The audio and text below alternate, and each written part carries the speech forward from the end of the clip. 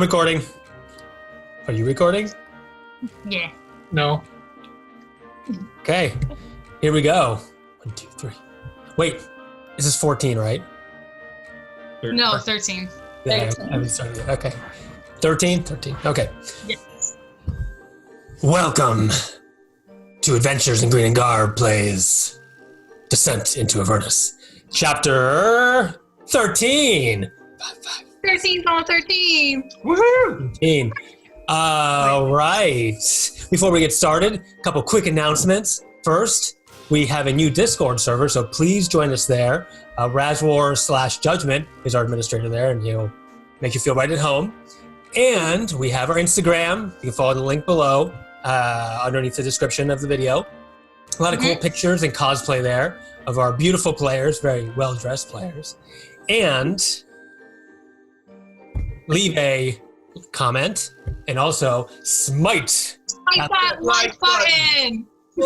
Smite that like button for an extra 2d8 of radiant damage, or if the like button is a fiend or undead, extra 3d8 points of damage. So, okay, what happened last time? You all, as far as I recall, met Odrock's contact at the Demon Zapper, the good aligned djinn named Rosala and her unicorn, Mooncolor, both who had been captured by Asmodeus. Rosala had the information to Bel's Forge, but for this information and its location, she negotiated with you for a vial of Tiamat's blood in order to free yourself from her contract and that of Mooncolor as well.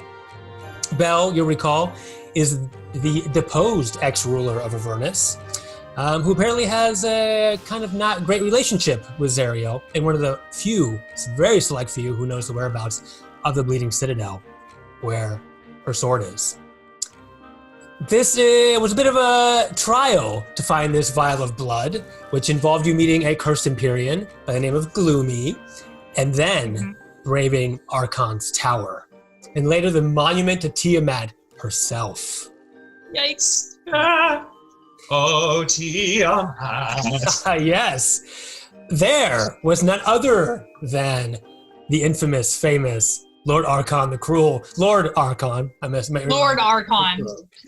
And after some shrewd negotiation led by Sovereignty and, of course, Judgment, and then some song and dance by Anatoly and Des, you made it out somehow securing the vial of Tiamat's blood. And not getting stabbed in the process. Not getting stabbed, just a little bit of hefty necrotic damage. So, now you're on the way back to Gloomy's place, Odrock's grave. And the Sideshow Slashers take the stage. So you are in the Tormentor. Four is driving as you make your way with Gloomy to Odrock's grave. It was desolate wastelands of Avernus. Well, we're gonna die. What would have given you that impression? Archon would have been nicer, but then I remember that his name was Archon the Cruel. I could have remembered that before, but I didn't. So, Jasmine. I recall informing you that he was a god that killed another god. Yeah, but I thought you meant that like in a hypothetical sense, or like a, metaphorical sense. That he wasn't was listening. I'm used to it. Judgment, are you actually going to use Anatoly and I on like a ritual or something? Or is that like a fake out? I saved your lives. Yes, thank you, but also, was that true? Yes, we need clarification. Because I couldn't tell if there is a ritual happening later. We would like Are you volunteering? No, because also remember, I die, you die, so... Yeah. Not all rituals involve death. That's maybe the worst thing I've heard you say, Judgment. So I think maybe we should just not annoy him. We're just gonna. You stop it. You see Gloomy sort of jumping up and trying to get the vial that's in your hands. No. Gloomy, want vial? Oh wait, don't we have to give him the? We have to give him the vial, don't we? Yes. That's the thing. Never mind. I was kidding. Haha. Here you go. So you'll recall that you need to give him the vial so he can be uncursed from Tiamat's curse, and he'll give you something that would be able to perhaps break the contract that Rosala and Mooncolor have. I forgot who Gloomy was for a second. Oh, he's a little. I would give Gloomy that vial. I do that. Okay, he grabs it with eagerness and sort of looks at it, and is like moving it back and forth, and the blood sort of Tiamat's blood slowly goops around, and the tormentor at this point grinds to a halt back at Oldrak's grave, where all his armor and this huge sword lay remnant. Well, Gloomy, do you feel better now that you have blood? Gloomy can break curse. Come. Okay. The little guy. I'll start to follow Gloomy out. Okay. All right. You open the door of the tormentor. It clangs down, and you head on to the top of this hilltop. And you see Gloomy get to the middle of what looks like almost with his armor and everything sort of encircling this middle, and there's a small rock, like a ruined rock right in the middle, and he steps on top of it. And he opens the vial of Tiamat's blood. And he looks at you. What does Gloomy do with this? Chug. Okay. So he pours it up, and he opens his mouth, and it drops. It drops as like a big gloop, like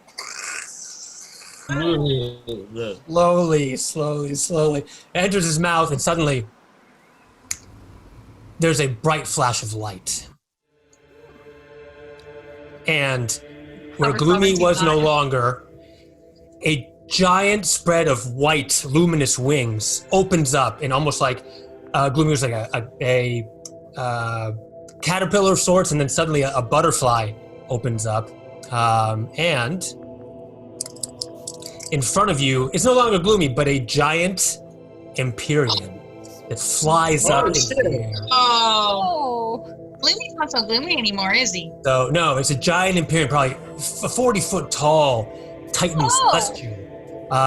One of the benevolent children of Celestia, the realm of the good gods. Brilliant white chiseled armor and enormous angel wings outstretched, and you feel a holy glow take over you, and it tingles you, Judgment, just like your armband. And it speaks. Thank you, mortals. I am free once again. You're welcome. It was really just a piece of cake. We just, met our man Archon. It was pretty easy exchange. Thankfully, Anatoly and I were there. It was no big deal. This is true.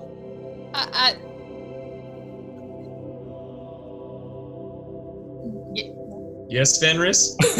Fenris is just jaw open, I guess. I just remain staring at the creature and just... I don't think I can get that big. The holy glow does not. It's bigger than you. The holy glow envelops you, and it's very warm. And Judgment, when you got your ears, is it just because the booming or something hurting you? Suddenly the voice of someone who's 40 feet tall. Yes, it's quite loud. It's like a microphone. All right, loudspeaker. Yeah. It must have been an arduous trial. Honestly, my heart burns for revenge against Tiamat, but that will have to wait. Ooh. Good things come to those who wait. In the meantime, might you lend us your services? That, I wish I could, but I must return to Celestia to prepare Your quest, what is it? Okay, maybe like really like 5 minutes of your time. Really, really quick. We have some friends, Rosala and her really pretty unicorn, that I think is as lovely as you are.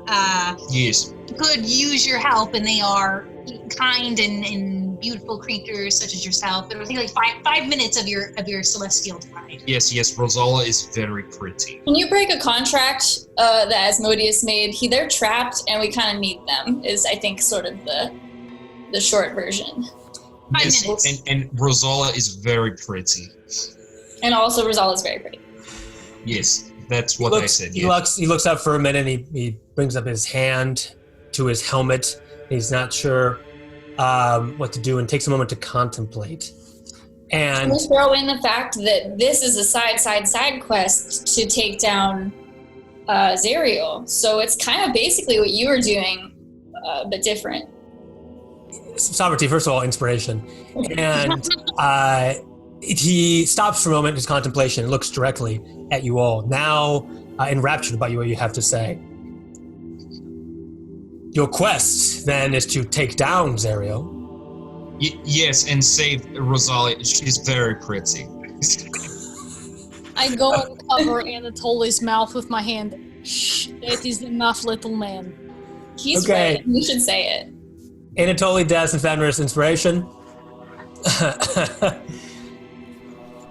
I am much like Zerial, so you know.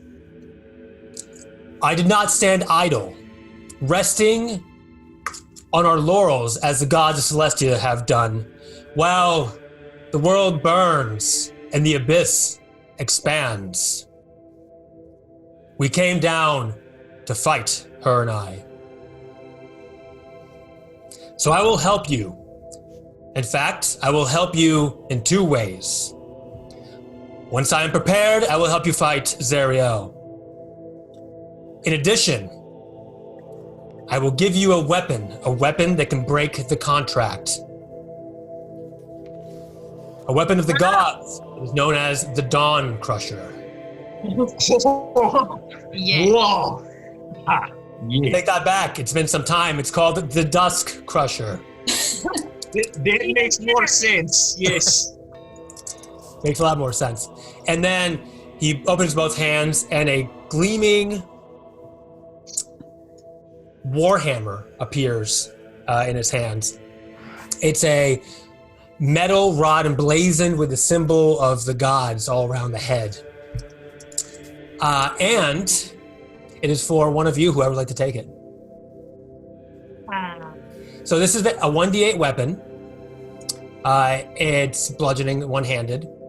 It's the equivalent of a +2. So if you only have a +1, this would be a +2. And the Dust Crusher can cast Sunbeam as an action, which does 6d8 damage. In a But it's a two-handed weapon? It's a one-handed. Oh, it's one-handed? Oh, shit. Well, That seems like a good thing for either Sovereignty or Fenris to take, no? is that better than your morning start? No, Fenris? No, you're something else now. You have something that's not of Morningstar anymore? Oh no, I'm just kidding. I'm thinking something else. all I have is a +1 Morningstar. Okay, well, this would be a +2 weapon, would be better. And you could use to cast Sunbeam, which is a 5-foot wide, 60-foot line that does 68 radiant damage to anything it hits. It's a name bomb. Well, I certainly wouldn't say no. So I wanted to go up to Fenris and kind of push her forward towards the hammer. Because she has been, jaw open the whole time. Odrak looks down, the Empyrean. Who are you? I am Fenris from Barovia. And apparently I have been nominated to take this beautiful weapon here. I am quite honored. Fenris of Barovia. I sense a passion and love inside of you. This weapon is meant for you. Well, I certainly believe in passion and finding love in even the darkest of places. Ray has a small tear of... Oh, horrible. Okay. All right. He comes down and he's sort of floating, levitating up in the air, and he puts the weapon in front of you. Would you like to grab it and attune to it? Yes. Okay. You grab it, and a flash of light shoots out in front of you, and you now have the Dust Crusher, and it can be used in a ritual. Lady Thor. Yeah, Lady Thor, in a ritual to take down this contract. Takes some time to do, but you could do it. Okay, so basically, Fenris, it's at this point, since the Morningstar also did 1d8, it'd be as simple as adding 1 extra damage to it and 1 extra to hit. So if you had like an 8 to hit or 9 to hit, that would go up by 1. And whatever your plus to damage was, that would go up by 1 as well. So basically, my Morningstar... Was my Morningstar a one-handed or a two-handed weapon? It's one-handed, using a shield with it, as far as I remember. Right? Yeah, you have a plus. So yeah, I would just swap out the Morningstar for the hammer. My attack bonus would go from 8 to 9, and my damage bonus would go from 8 to 9. You got it. Yeah, correct. In addition, you can use your action to cast Sunbeam. So again, Sunbeam is a 5-foot wide, 60 foot long line. Everything in that takes 6d8 radiant damage. Oh, and is blinded. Give me a minute to write this down. Okay, no problem. I can send it to you. I put it in the notes for you. Okay. Okay, perfect. So basically, when you're looking at a battle map, look at a long line. If you can hit a lot of people, you probably want to do that and charge up your Use it all the time. Sounds good. Sounds good. So 1 charge per day. Wow. 1 charge per day probably resets at. I don't see it here, but I assume I'm just gonna say it'll reset like the equivalent of dawn. And then Great. you called it is it the Dusk Crusher? Yes, the Dusk Crusher. Like the time of day. Yes, the Dusk Crusher. Mm-hmm. Okay. Crushes the dusk, the darkness, the eve. Fenris, we're gonna call you the Fenris, the Dusk Crusher from now on. I have no issue with this. Yes, and I am Prince Anatoly at your service. Okay, well, Prince Anatoly can cast Sunbeam, so no one cares about you anymore. Tell that to my sword arm.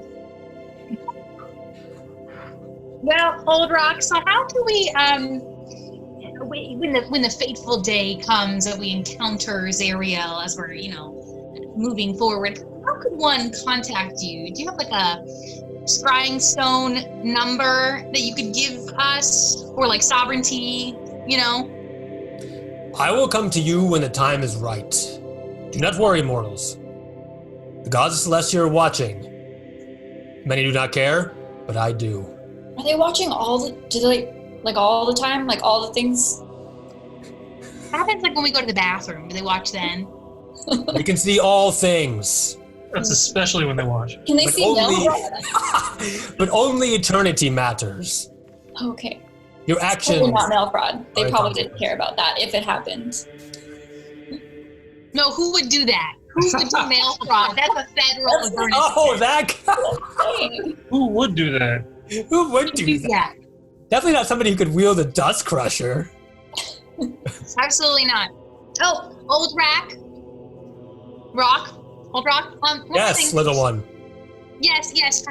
Since you're going back to the celestial world, can you tell my patron Excelsia that I say hello, and that she's a star, and I'm thinking about her. That is a different realm. Oh, never mind then. That is the astral realm. I know of them, but Celestia is not that. Well, Oldrek, Never mind. I have a question too. Yes, little one. This is a bit embarrassing, but do you have any advices for wooing beautiful woman? He's a god, Anatoly. He doesn't need advice. Use your love and passion. It makes you who you are. That can win over Okay. mortal and god alike. Ooh, very good. You should write that down on your sword, Mom. Yes, Write it down. I will inscribe it into my legs or something. Now, I cannot stand idle. I will be back. We shall see each other soon. Yes, goodbye. I wish you well in your battles, mortal. This is We wish you well. all right. And then, anything else you want to say before he goes? Judgment Sovereignty 4, anybody? I want the tingling to stop. Okay, and then he sort of recedes into a ball of light, still a big ball of light, like a one glowing ball of light, and it shoots up straight into the sky, piercing the dark clouds above Avernus, and energy around you recedes. That was beautiful. Whoa. Sovereignty, I have to hand it to you. You, I think, were a bard in a past life because you have very good communication skills in getting, the point across of what needs to be told in important moments. I don't understand conversational tone, and I think maybe I just say the things that need to be said, and my intelligence is a force, so... Well, we all rely on you to do the right thing at the right time. You shouldn't do that, probably. Well, I will continue to do it anyway. Okay, you hear the engine of the Tormentor roar as 4 seems eager to go. Okay, we're going forward. Jeez. Okay. I'm gonna start sprinting back to the Tormentor. Okay. On our way back, I want to talk to Fenris and just say, hey, whenever you feel like the time is right for you and Rhea. whose name I did not just forget. I can perform ceremonies, so you just let me know, and I'm happy to do that for you guys. I will, my friend. I am honored. Thank you. Okay, the only other thing... Get in, we gotta go. Judgment, as you head to the Tormentor as well, you notice that Uldrak, probably as they were trying to take him down, slayed many, many people around where his remains were. Devils and demons you can't even tell alike, so there's lots of skeletal remains around here. Don't say. I do say. I see what you're getting at, but I'm not prepared for that yet. Okay. All right. So, head to the Tormentor. And you're making your way back to the Demon Zapper? Making our way back to the Demon Zapper. Wrong campaign. Yeah. It does. Yes. Okay, let's go.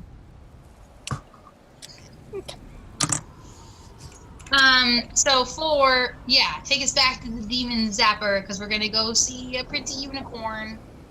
And woman. Yes. I lightly smack in the Tolea by the ears, in the back of the ears. Ow. Don't do that to me or I will cut your throat with my arm. You could try, little kitten. Meow. And I pat him on the head as I walk past. Blech. Which of us is taller? I don't know, actually. How tall are Tabaxi versus Shifters? Like 6 feet. I'm older than you, though, considerably. I'm in my 40s. Taller. When you transform, you're like a 15-foot tall werewolf, so that's cool. That's also cool. Okay, Four, are we there yet? Are you going 4? Are you going there direct or what? Mm-hmm. Okay. As the Tormentor races along the landscape and kicking up dirt and dust and brimstone and bones and whatever, you get to the... Are you both driving, or are you just with your seatbelts on? No, we're just sitting in the back. We're backseat driving. I assume the Tormentor has very good suspension, right, 4? No. No, it's just... All right. And you head down into the valley where the Demon Zapper is, and you see zapping going off as you head there, and demons trying to get close. And as you recall, when that happens, when the Demon Zapper goes off, he uses some of Mooncolor's life force, so better for you to make haste if you don't want Mooncolor to perish. Let's go! Cool. All right, everybody off the bus. Let's go. So we can. I'll start moving towards the unicorn, Mooncolor. Okay, everyone gets out. I assume? Mm-hmm. Everyone? Okay. Oh, you get up and start making your way towards the demon zapper itself, that tall structure. And when you do,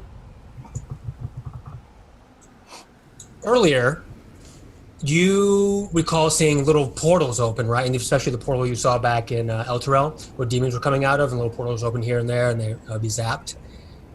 Everyone give me perception, please.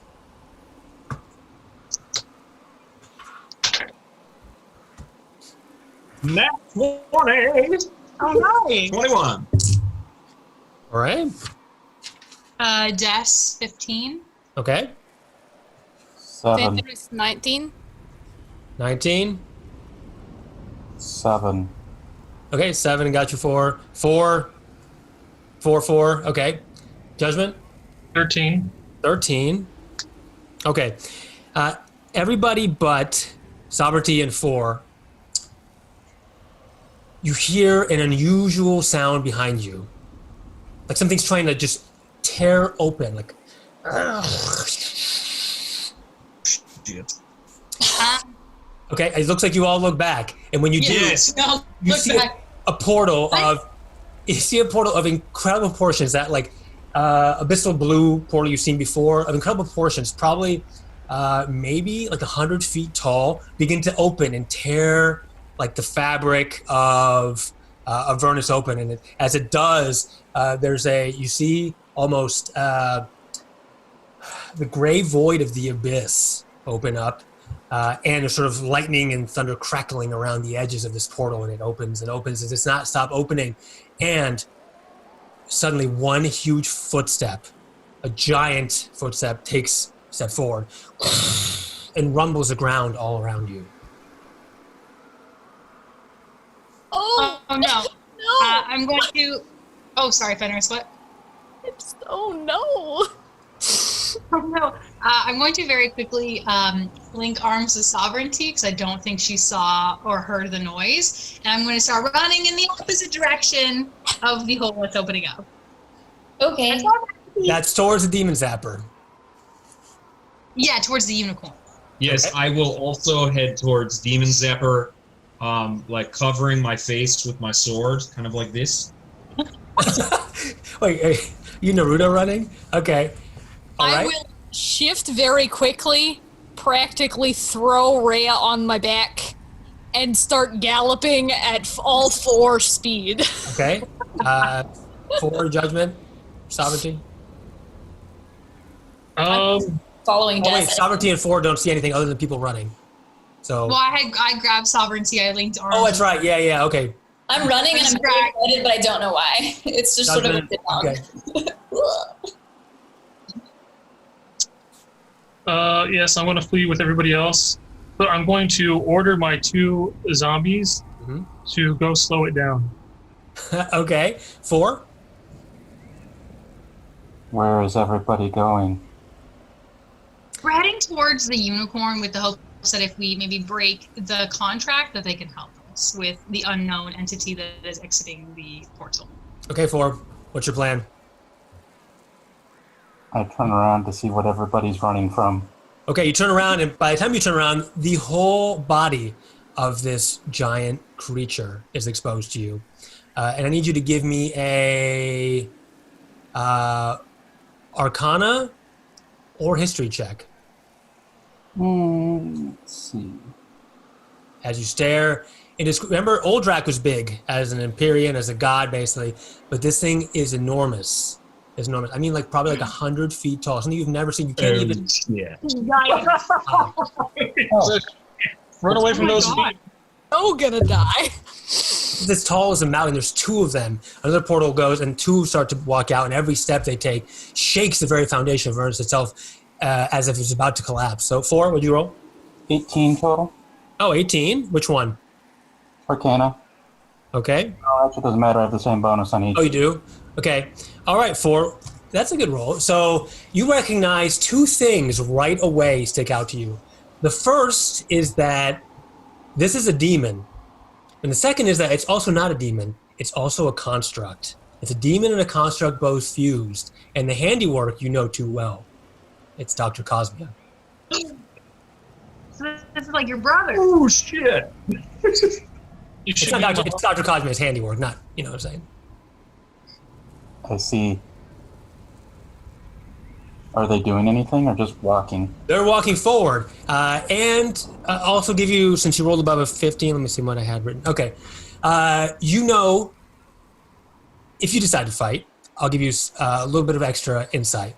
So as you're observing these creatures, you're sort of stunned for a minute for realizing what's going on. The rest of you approach the demon zapper, and Rosala quickly appears in a puff of smoke. And she looks at you all, and she says, "Listen, we must fight. If these demons approach the demon zapper, Mooncolor will die. She will use all her life essence to try to destroy them." Can we get you out of here like really quickly? We have a big hammer. The ritual will take some time, as I said. So, you guys distract it, and I will get the ritual started. Yeah. Okay. Rosala, you're gonna fight with us. What'd you say, Des? Good, Rosala, you're gonna fight with us, right? She said, "I will help, but we must start now." Okay, I go to do whatever I have to do to get the ritual started. How does one distract a mountain? Okay. Are you going to fight? I don't care if you do or not. Yeah, let's fight. Okay. Can we distract it instead of actually engaging with it? Does that count as the same thing? Sure, whatever you want to do, you're welcome to do it. I have no set plans. You guys always follow my plans, so whatever you want to do is whatever you're going to do. So, all right. Sovereignty, you feel your shield glow a little hot. Gary! Hey, bud. Take a look at this thing. Hey, kid. That's that's a bit of a monster. I would run away if I were you. Do you think we could run away in a way that would distract it? Do you know anything about it? No, it looks like a monstrous demon of some kind. I don't even know what's up with that one, though. Mm-hmm. You're going Why to are stay we- and try to fight? Save this accursed unicorn? Yeah, obviously we're going to save the unicorn, Gary. Really? I admire your conviction, Sovereignty. In fact, it reminds me of me when I was younger. Okay, why'd you glow at me? Why'd you glow at me, Gary? Gotta talk quick here. Well, I didn't want you to die. I figured maybe you'd listen to me and run away. Okay, we should run away then. Okay. No, I do admire your conviction. Here, let me tell you a story. Maybe it'll make you feel better. Well, no, You're I don't talking think so. telepathically, so it's quick. Oh, okay. Not like Okay. like sit listen down by the campfire thing. It's not like that. It's like, Okay, cool. Then I'll listen to are you gonna listen? Oh, okay. There was one time I was the protagonist of a famous play. Perhaps you've heard of it. It's called The Death of a Magic Scroll Salesman. Yes. Yeah, I think we're familiar, maybe. Right. Well, I played Zilly, of course. Now, let me tell you what happened with Zilly. At the end, spoilers, he died. But only because he I ran. haven't seen it yet. I only heard of it. All Oh, right. sorry. Well, anyway, this is a type. You might not live through this. You might as well know the ending now. He ran away, and I played that part gracefully. Avernus Productions, Inc., the top in favor, let me say. But, I didn't want to run away. I wanted to fight like you want to fight. So, I'm going to give you something, Sovereignty. A little more of my power. Okay. Okay? All right. Since you're going to fight, Garganth casts haste on you. And now you can cast haste. You can now cast haste with those charges. With The charges in the charges on shield. You can normally do like firewall, fireball, things like that. Now you can cast haste with it. And now you are hasted. Could that haste, you know how like there's the 2 charges for wall of fire, 1 for fireball. Could that haste maybe apply to the Tormentor? No, because it's not like a creature. Ah, okay. Can But- we haste all of us then? And you can use your charges now to haste other people. Okay. That's pretty cool. Thanks, man. So, take that lesson. And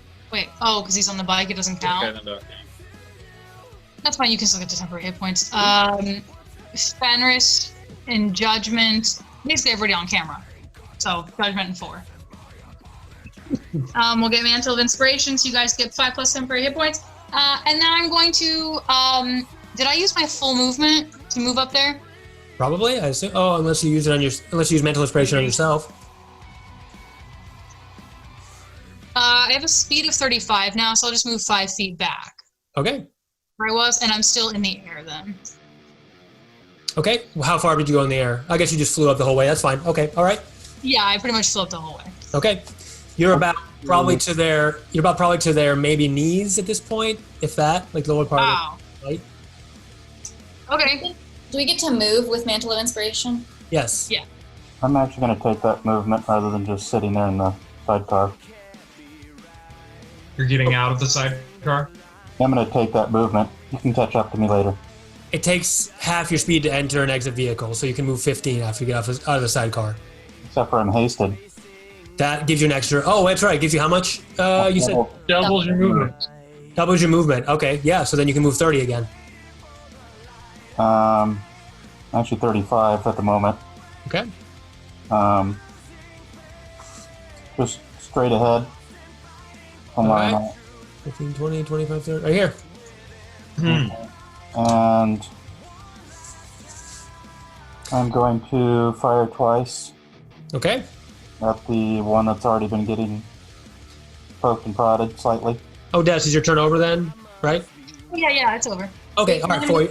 Can I move? Oh, wait. 4. This was mental inspiration we're doing. It's Yeah, sorry. I'll take my attack after everybody else who got mantled moves. okay. Who else wants to move? They got mantled. Okay. Can you move me up right by them? I'll probably be like flying kind of in between them because I have some sweet auras All that I right. would like sounds them good. both to benefit from. All right. Giant sovereignty whooshes forward. You're still a spec to these things, but quite large. What do the auras do, Sovereignty? You get my charisma modifier plus 3 to your saves, and you get my charisma modifier to your weapon damage because of Gary. Nice. Question. Also plus 3. Also, Okay. Fenris. Have I hit the thing or not yet? You have, yeah. At the end of the turn, you took down the hammer and it rung up against the demon zapper, hit one of the pillars of it, and that began to instantly start to crack. And you see little, it begins to break little by little as and in between those cracks, there's like light that comes from your Dust Crusher there. So you're free to go. Okay, so I will then use, because I got mantled as well, and I will join the rest of them. And do you have haste? Does Fenris have haste? she can, sure. Does she though? Yes. On the next turn? Yes. I think it was Fenris. Yeah, I'm gonna use all 3 of the charges then. Okay, on who?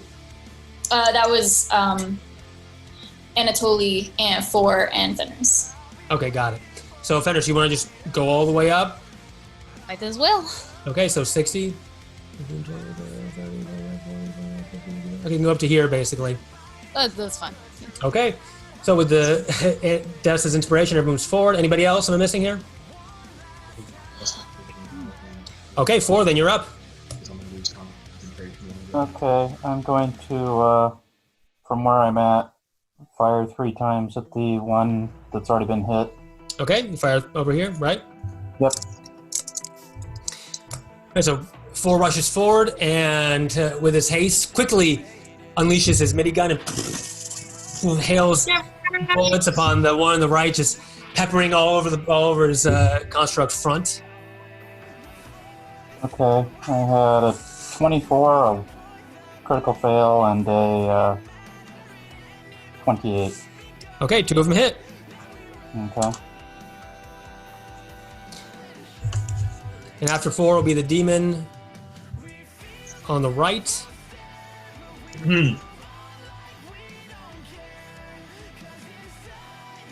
24 and 19. All right, 24, 19. Okay, And I call back to Anatoly. Come pick me up. inspiration for you 4. You can use the demon Ichor, Anatoly, if you want to move with a bike. I think it's like 160 feet with it. or something like that. So, all right. 4, that does your action, right? Yeah. Okay, the demon on the right. So he moves at half speed. It'll be 2 blocks at this point then.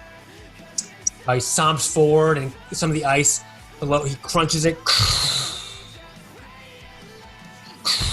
Whenever he steps, he takes like just, it digs down his feet probably 20 feet into the ground. He steps up again and every time the giant colossus is basically, or colossi, I guess would be the right terminology.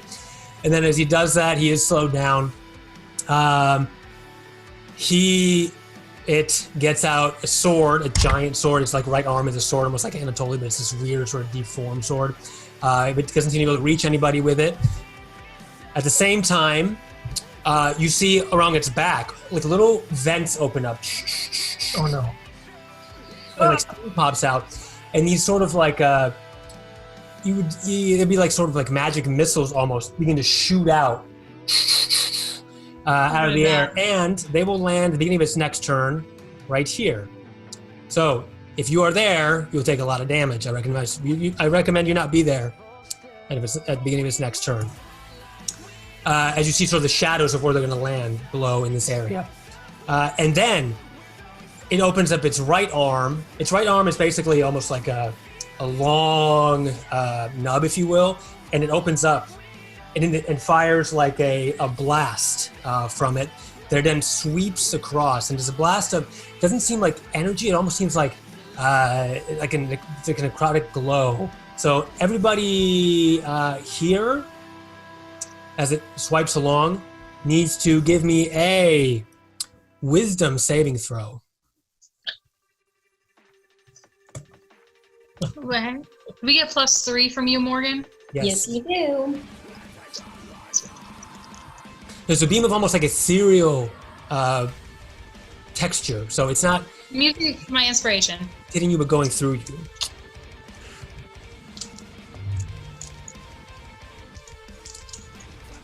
Okay, I'm also, can I use one of my lucky slots as well? Whatever you want, yeah, of course. That's Yeah, a I 12 will. for me. Bad. I'm gonna use it again. Oh, Oh, that's so much better. Okay. 5, 10, 15. That's a 20 for Des, non-natural 20. Not your undead, actually, Josh, because it's just a 20-foot line. So your undead actually avoid it. It goes like basically right above their heads. Okay, because I was laughing at the wisdom throw for them, so Oh, what is it? +0, so Oh, okay. No, it's just a 20-foot, so. All right, what's your total? So sovereignty is 12. I need Fenris, 4, and Des still. Des is 20. Okay? Mine was 16. 16, and then 4? 7. 7.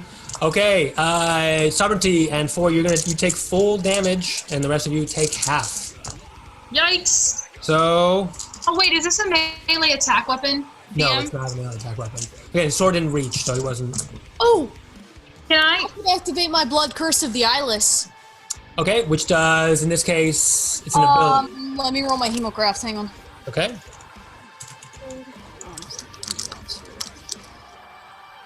Mm-hmm. Is it lower their chance to hit? I assume there's no AC Yeah, it's in here, David? No, it's just your save. Okay, Um, never mind. So Fenris, this is for a creature's attack roll, so it wouldn't come into. Wait till it uses its sword. This is like an ability. oh, okay, gotcha.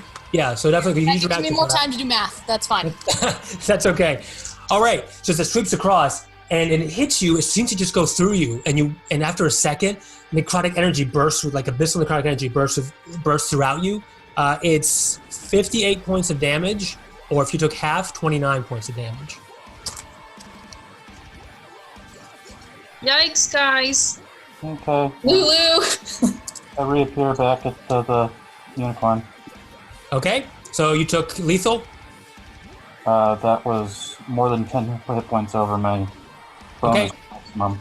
All right, so you quickly use your reaction to appear back in the Demon Zapper as Mooncolor regenerates you, and you have back to full hit points. Okay. I never had anything but full hit points and dead. Fair enough. Can I use Hellish Rebuke?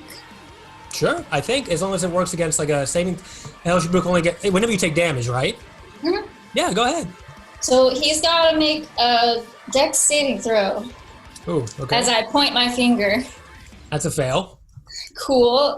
So that was 14 fire damage. Not the most effective, but All right. good with rage. Read the fire go around, like it actually extends around his whole body. That's does the same amount of damage. Kicks up.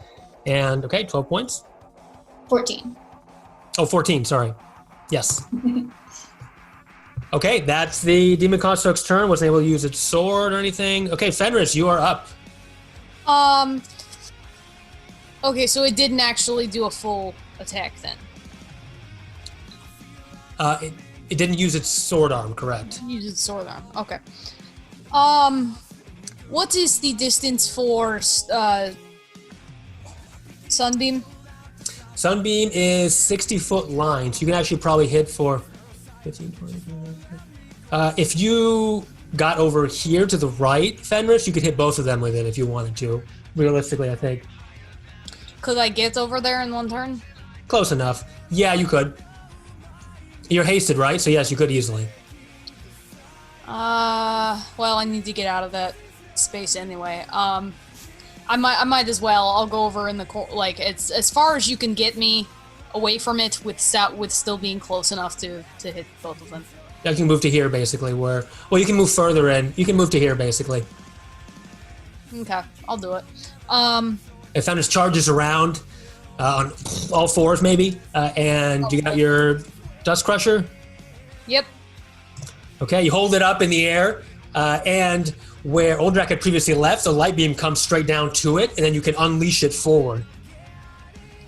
Let's go. Is it I've never really used the magic. You don't have to do anything but roll for damage. Okay. Which is 6d8, and it's radiant. Which is extra good. Radiant. Yeah, Okay. 6d8.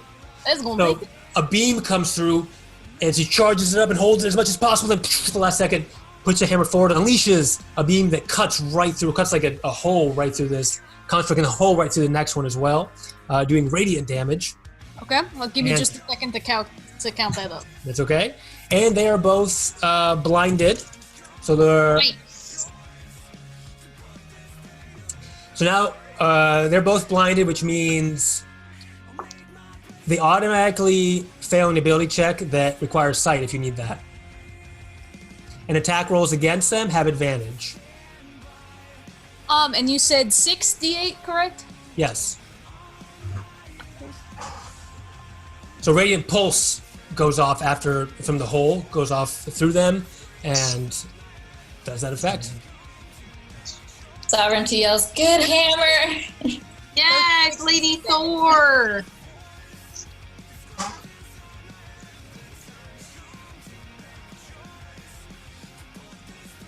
$36 is damage. 36. Okay. And All right. Good hit, Sovereignty. And you still have your bonus action. Oh, you still have one full action and your bonus action since you were hasted. Well, you have one attack. You have two attacks, basically. Yeah, I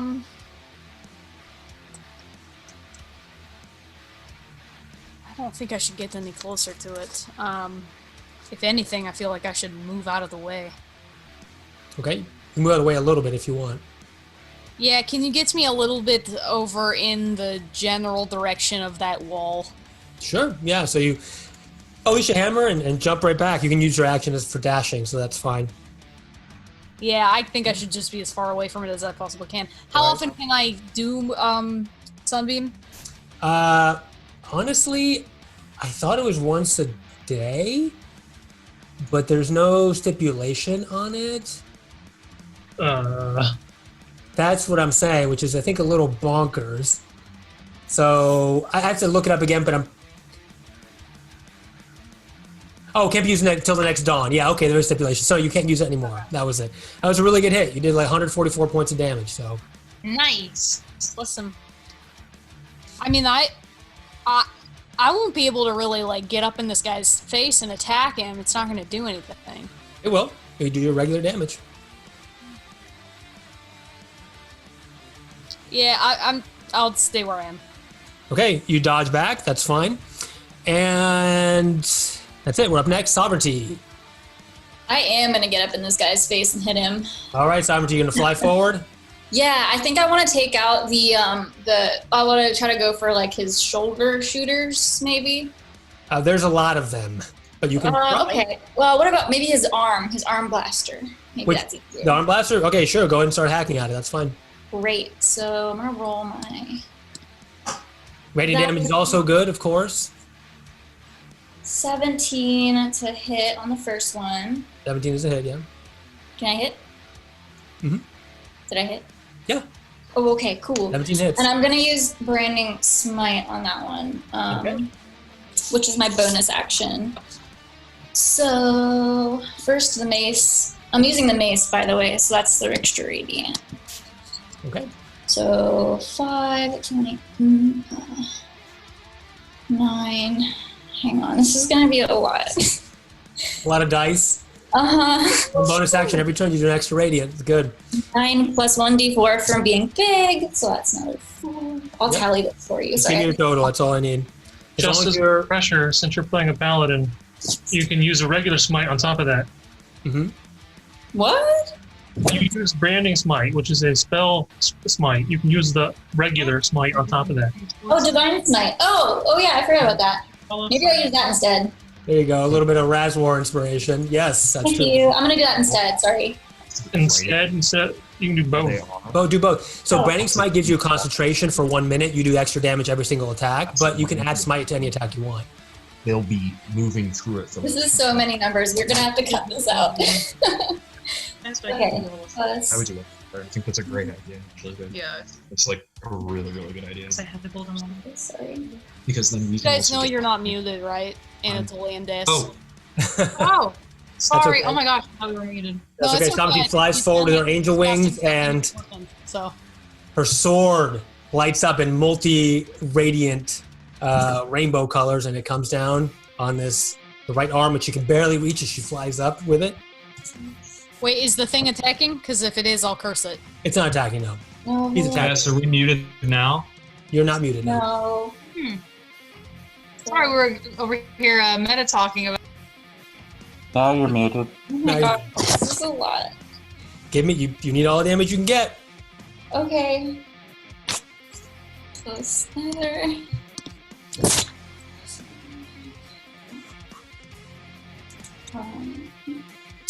After this, we have Judgment. You're up, so get ready.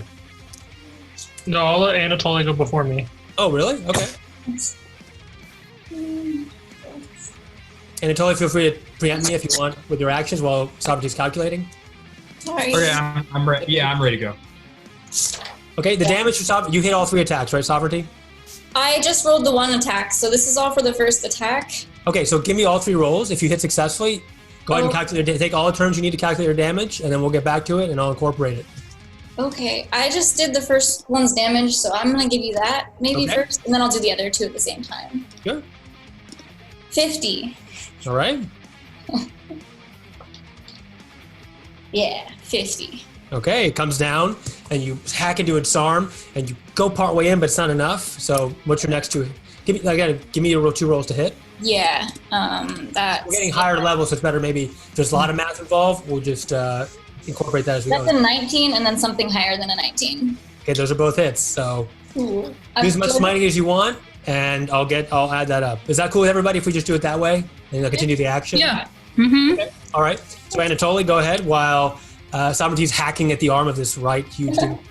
Cool. Colossal, I should say. Okay, so I am going to drive, or I'm gonna jab that eye core in. Okay. You want Do I to pick need up to do 4 a on the way? save? Do I need to do a save for that?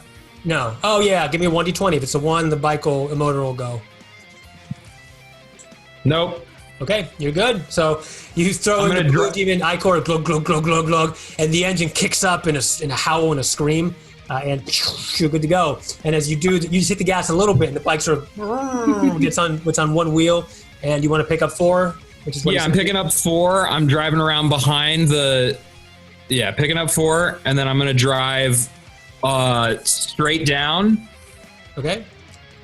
30, 35, 40. All the way up. 60, 65, 70, 75, 80.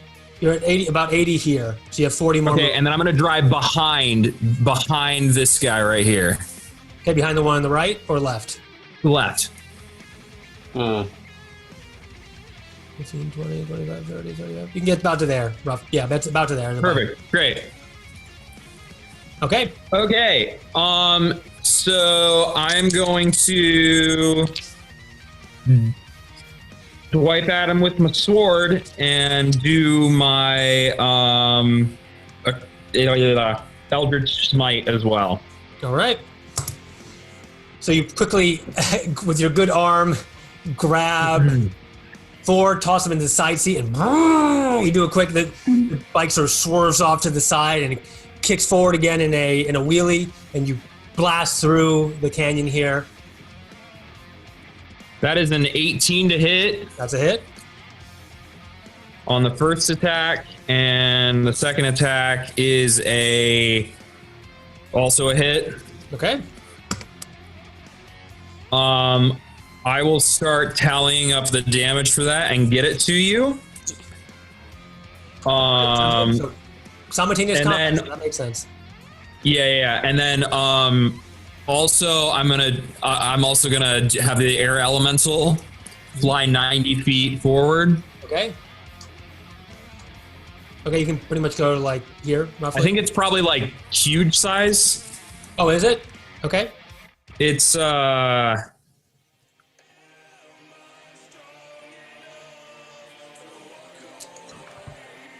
So you conjure like a full element. it's large. It's large size. Got it. Okay. And it is going to fly toward the Bisbah. So it can't get all the way up, right? All the way up to what? To one of the dudes What do you mean all the way up? Like for a melee attack kind of thing? in melee range. So the It has, calculation. it has 90. It can fly 90 feet. 60, 65, 70. Yes, it can. Sorry. This is like. Yeah, Okay, great. Again, yes. Easily. So yeah, and then it is going to do its multi-attack. So let me see if both of those hit. Okay. If you want to make this easier, they have 16 AC. So it's mostly natural armor and negatives from dex. Okay, I'm gonna use an inspiration on that one because that was a terrible roll. So first one is a hit. Second one is also a hit. All right, so wind elemental wisps up and unleashes some kind of attack. Uh, Or the air elemental, I should say. I assume it's either whirlwind or slams of some kind. yeah, it's slam, and I will get you that damage shortly. Okay, so as you bike around, the wind elemental flies forward, air elemental, sorry, and we're up to judgment while they're still battling it out around there. I do have my damage if you want it. Yeah, give it to me. Chime in. 50? 16. For both the hits, right? Yeah, between the two. Okay, perfect. 110 damage. Wow. All right, Sovereignty, you hit his arm and hit it again and hit it again, and you chop that the damage sucks. bursts out. It's not, the arm's not quite off, but if you keep hacking at it, you never know. Okay. And you sort of reassess. And Keep at its arm. I'll go for its knee. Get him. Okay, judgment. All right. Guarding My this bonus guy. action, I'm going to order my 3 undead to attack the one on the left. Okay, what's their movement? Undead movement? 20, so they're just going to move forward 40. Okay. Oh, okay, move forward 40 and. All right. And die next turn. And die. And then Mambo will open fire. Oh, nice. Roll the damage. Roll the hit, of course. All right. He rolls a 23. That's a hit. So Mambo jumps in the seat of the lightning harpoon and whips it around, aims it at the head of this beast, and it fires off, and you see it as a long distance shot. The harpoon, this lightning in hand, sort of and impacts, and for a second ejects itself there, and then it explodes in a lightning burst. 41 points of damage. Nice. Woo! Woo! All right. Anything else, Judgment? Actually, since it's Maya that firing that, add an additional 4 damage to that. Oh, nice. Yeah, okay. All right, and then for my actual action, I'm going to cast Ray of Frost on that giant. Okay. It's just I make the save, right? This is an attack roll, not a saving throw. Gotcha. Okay, I was thinking the ray of sickness, I think. Nothing. Oh, Ray of Frost is really good against this. This is amazing. I miss, so I'm using my token there. It's the reroll. Alright, this time I hit. So I rolled an 18.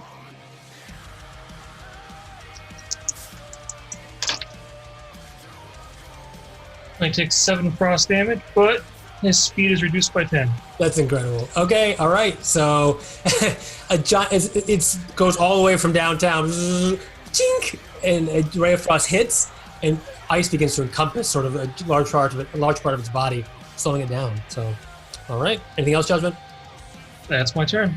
Okay, Anatoly, you got any more? You got the damage up?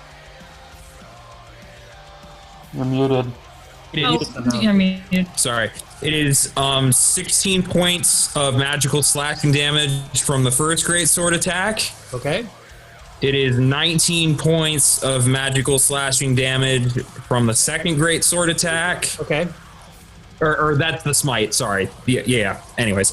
And then the total damage is from the air elemental is 30 bludgeoning damage. Wow. It's a good slam. All right, and then you drop them prone, or it's their colossal size, a little bit bigger than that, but... That would be the whirlwind thing, but I think that's a completely separate action. Okay, I thought your smite did knock enemies prone, but... Yeah. Oh, yes. Knock the creature prone if it is huge or smaller. No, so it's bigger than that. Yeah. So no. Okay, so Anatoly's one-arming the motorcycle, goes around and basically slashing it as good as he can at the creature's Achilles heel as he drives by. Yeah. As he swipes by and keeps driving forward, there's also impacts of force explosions on the way. And okay, Anatoly, Judgment, and I think that's the end of the turn here, except for this guy, who can only move 5 feet because he's frozen. He breaks off a little bit of that, walks forward, and crushes both the undead, killing them. Oh, no. But now you know what happens if you're in front of them when they move.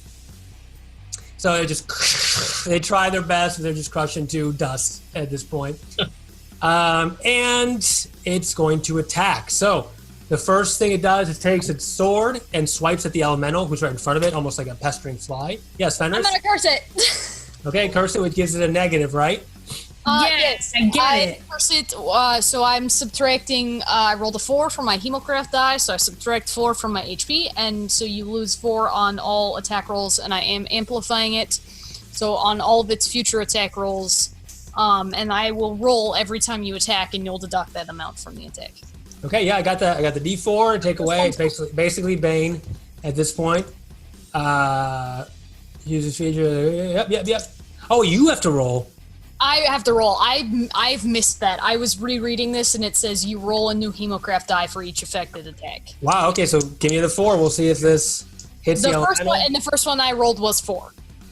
So that was a crit. So it's a 20. The elemental is doomed. The elemental is probably doomed. Oh. Oh, no. Fenris, unfortunately, it was enough, but you've saved people before in the past with that, so you can do it every time now. On the one left. I tried. Anatoly, I tried.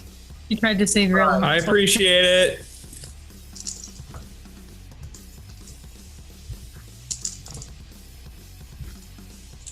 I should have pre-rolled. The air elemental takes 190 points of slashing damage. Dead. Okay, so the air elemental, unfortunately, despite its wispy nature, it's just homed in. The creature moves slowly, and the blade is too big for the elemental to get away, and it deletes it. Delete. Delete. So yeah, it just Delete. crushes through it, and when you just look again, it's gone. So next thing, it turns a little bit to its side, and I need, let's say here, Tormentor's probably going to take damage since no one's piloting, but Judgment, I need you to give me a Wisdom saving throw. As it takes its beam and sweeps it over by the end of this area. So Is 10 by this 20, basically. A magical thing? It's a magical thing, yeah.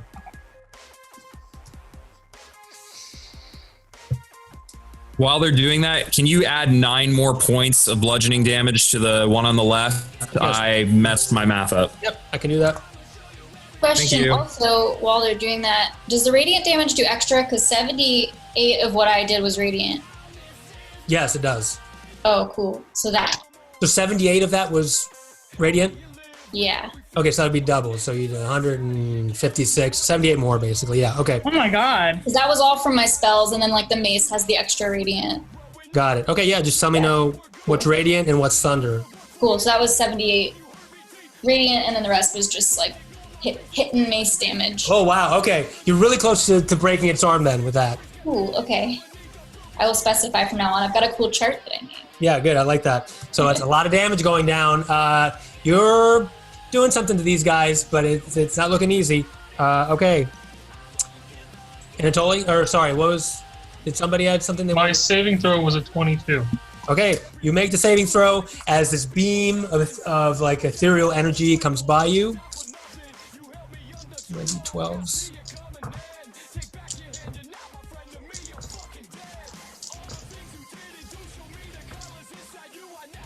Okay, you take 42 points of necrotic damage at half. So if you have necrotic resistance, you'd only take 21. As it goes by you and bursts through you, someone for you to keep track of the Tormentor's hit points. I don't know what it is. Oh, okay. The 44 had. The 44 was already halved from your save, correct? I have the hit points for the Devil's Rise. I don't for the Tormentor. Okay, I have it right here.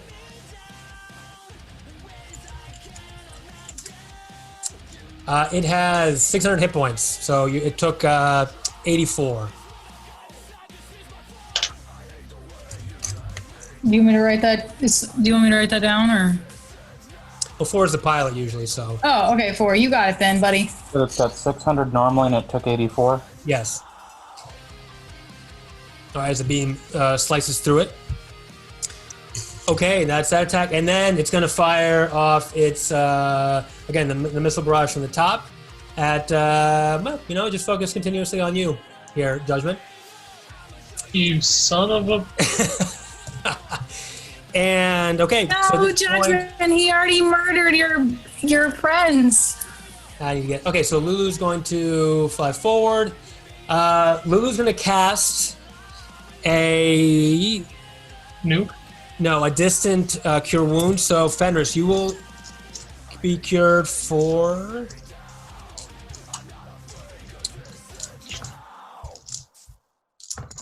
All right, Fenris, you get cured, plus the bonus. You get cured for, it's a 52 hit point cure. Oh, fantastic.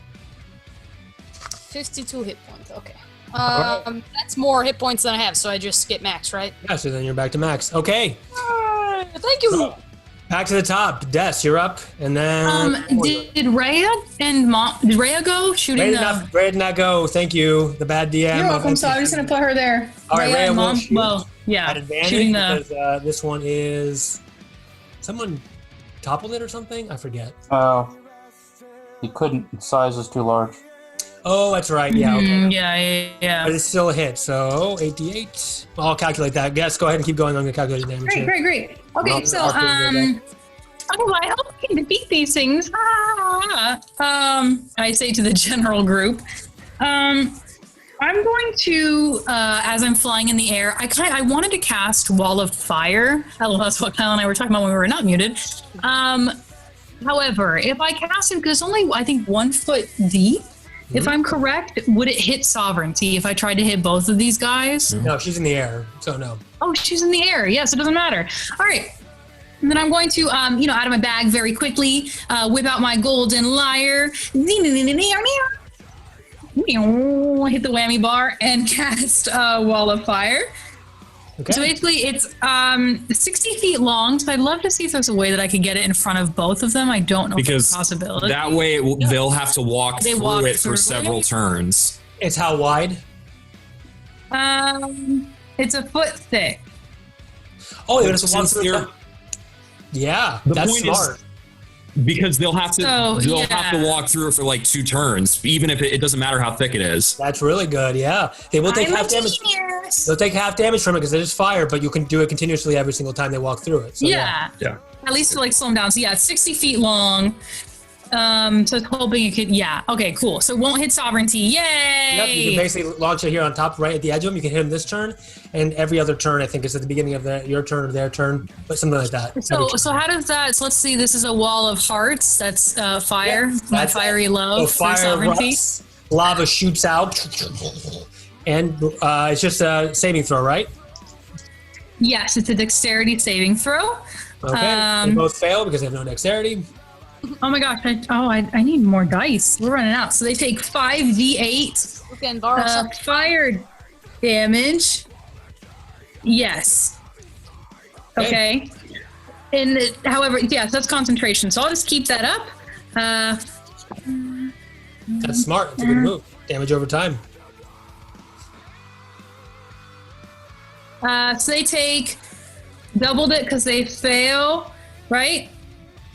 No, they take the full damage, right? They take the full damage. Well, they failed, but they're resistant to fire, so they would take half anyway. But you're gonna do it every turn to two creatures. So it's so they take 24 points of fire damage. Okay.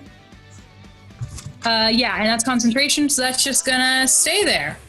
All right, that's a smart move, guys. Thank you. As I hit the whammy bar, and so now I'm going to not be in the line of fire, so I want to move farther away. I don't know if I can fly all the way around them, though. Can I?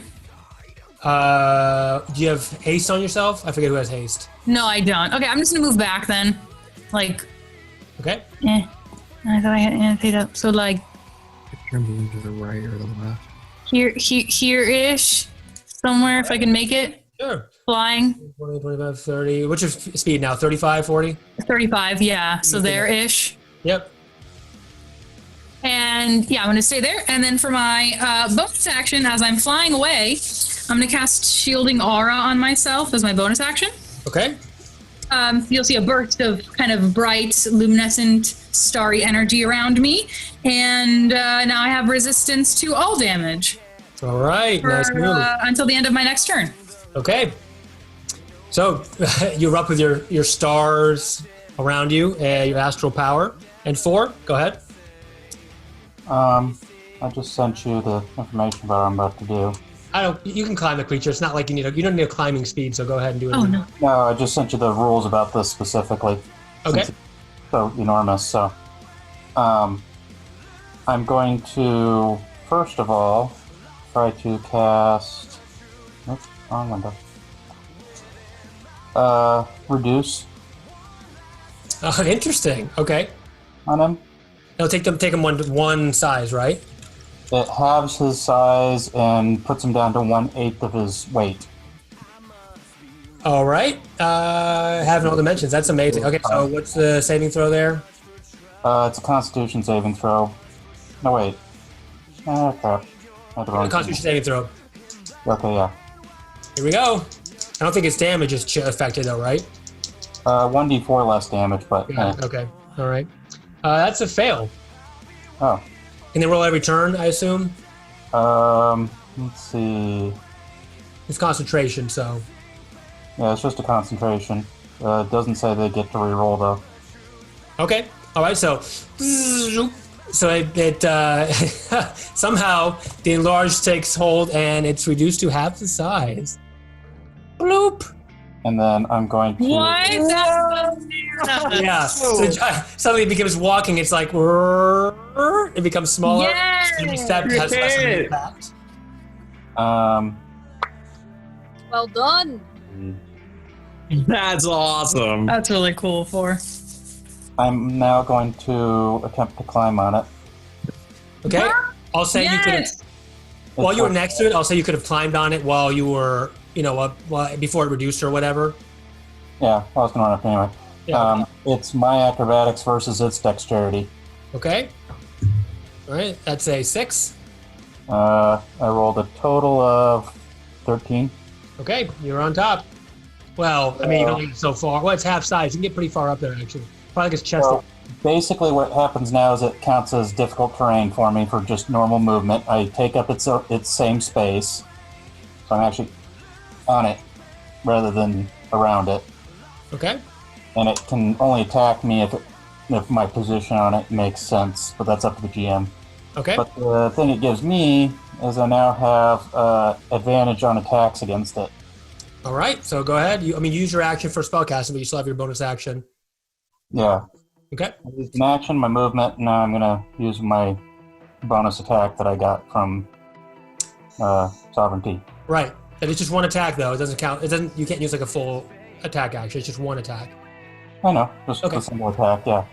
All right. So for the construct, jumps onto this creature that he's reducing and climbs up and gets in a good position, gets out as many guns and shoots it right in his chest, right next to him. Okay. That's so cool. Good job. That's an okay roll, I guess. 17 total, still hit? That's a hit. Oh wait, I have advantage. It could have been. Let me roll my other dice, see if I crit. Could Nope. be a crit. Nope, no crit.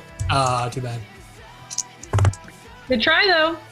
Are they still blinded? Yes, they're still blinded. No, wait. I forget that. I want the blinded condition last. Just till their next turn, right? Yeah, that sounds right. So they're still blinded, yes. Yes, they're still blinded. So only 14 damage. I rolled really terrible. That's okay. All right, you shoot into it, into its chest, exposing like a weak spot. But I am actually on its circle. Yeah, I got it. There we go. Or you should try to tame him and talk to him because he's like your second cousin or something. It doesn't Twice seem to removed. have. Well, you can try. It's up to you. You can use your turn to talk if you want. Or try to talk to it I've used all as of your them. like reaction or whatever. Oh, I can do it as a reaction? Mhm.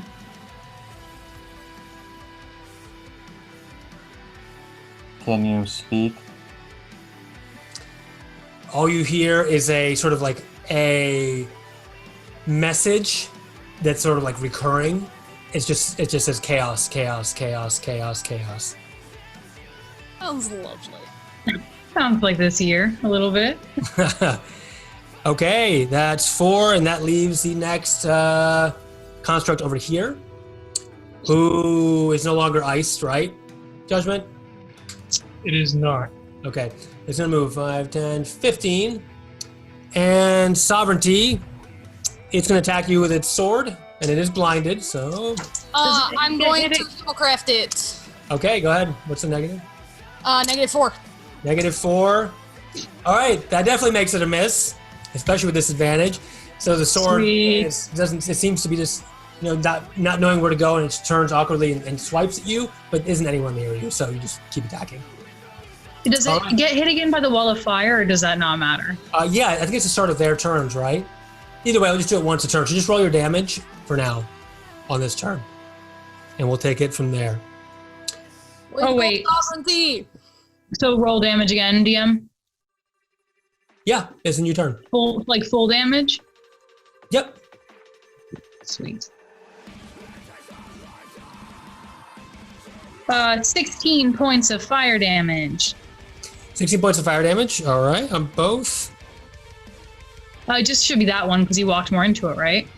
This one's going to walk also this turn, so we'll just go ahead and Oh, do it. okay, cool. Yeah. All right, this next one then grabs his cannon. Is going to shoot it forward at you, Des. Is that also an attack? No, it's not. It's like an ability. Wait, at me? Yes, you have resistance to all damage, Jess? Yes, I do. I have resistance to all damage. Give me a Constitution saving throw. No, not sorry. Wisdom. Sorry, wisdom. So, resistance. So I roll 2d20s, correct? No, resistance means you take half damage no matter what happens. Okay, you said wisdom. Yep. Oh wait! Are they rolling to attack? No. Me? No. No. What? Okay. You're doing a wisdom saving throw. Oh yes. Okay, yes. 14. 14. Unfortunately, you take the full damage, Tess. Oh wait, but you take the half damage. I take the half damage because I'm resistant with my shielding aura. Yeah. Wow. Okay, I rolled really high, so that's 96 points of damage. You'll take 48 points of necrotic damage. 48. Yes, at half. Unless you have resistance to necrotic, you'll take. I'm still alive. Wow.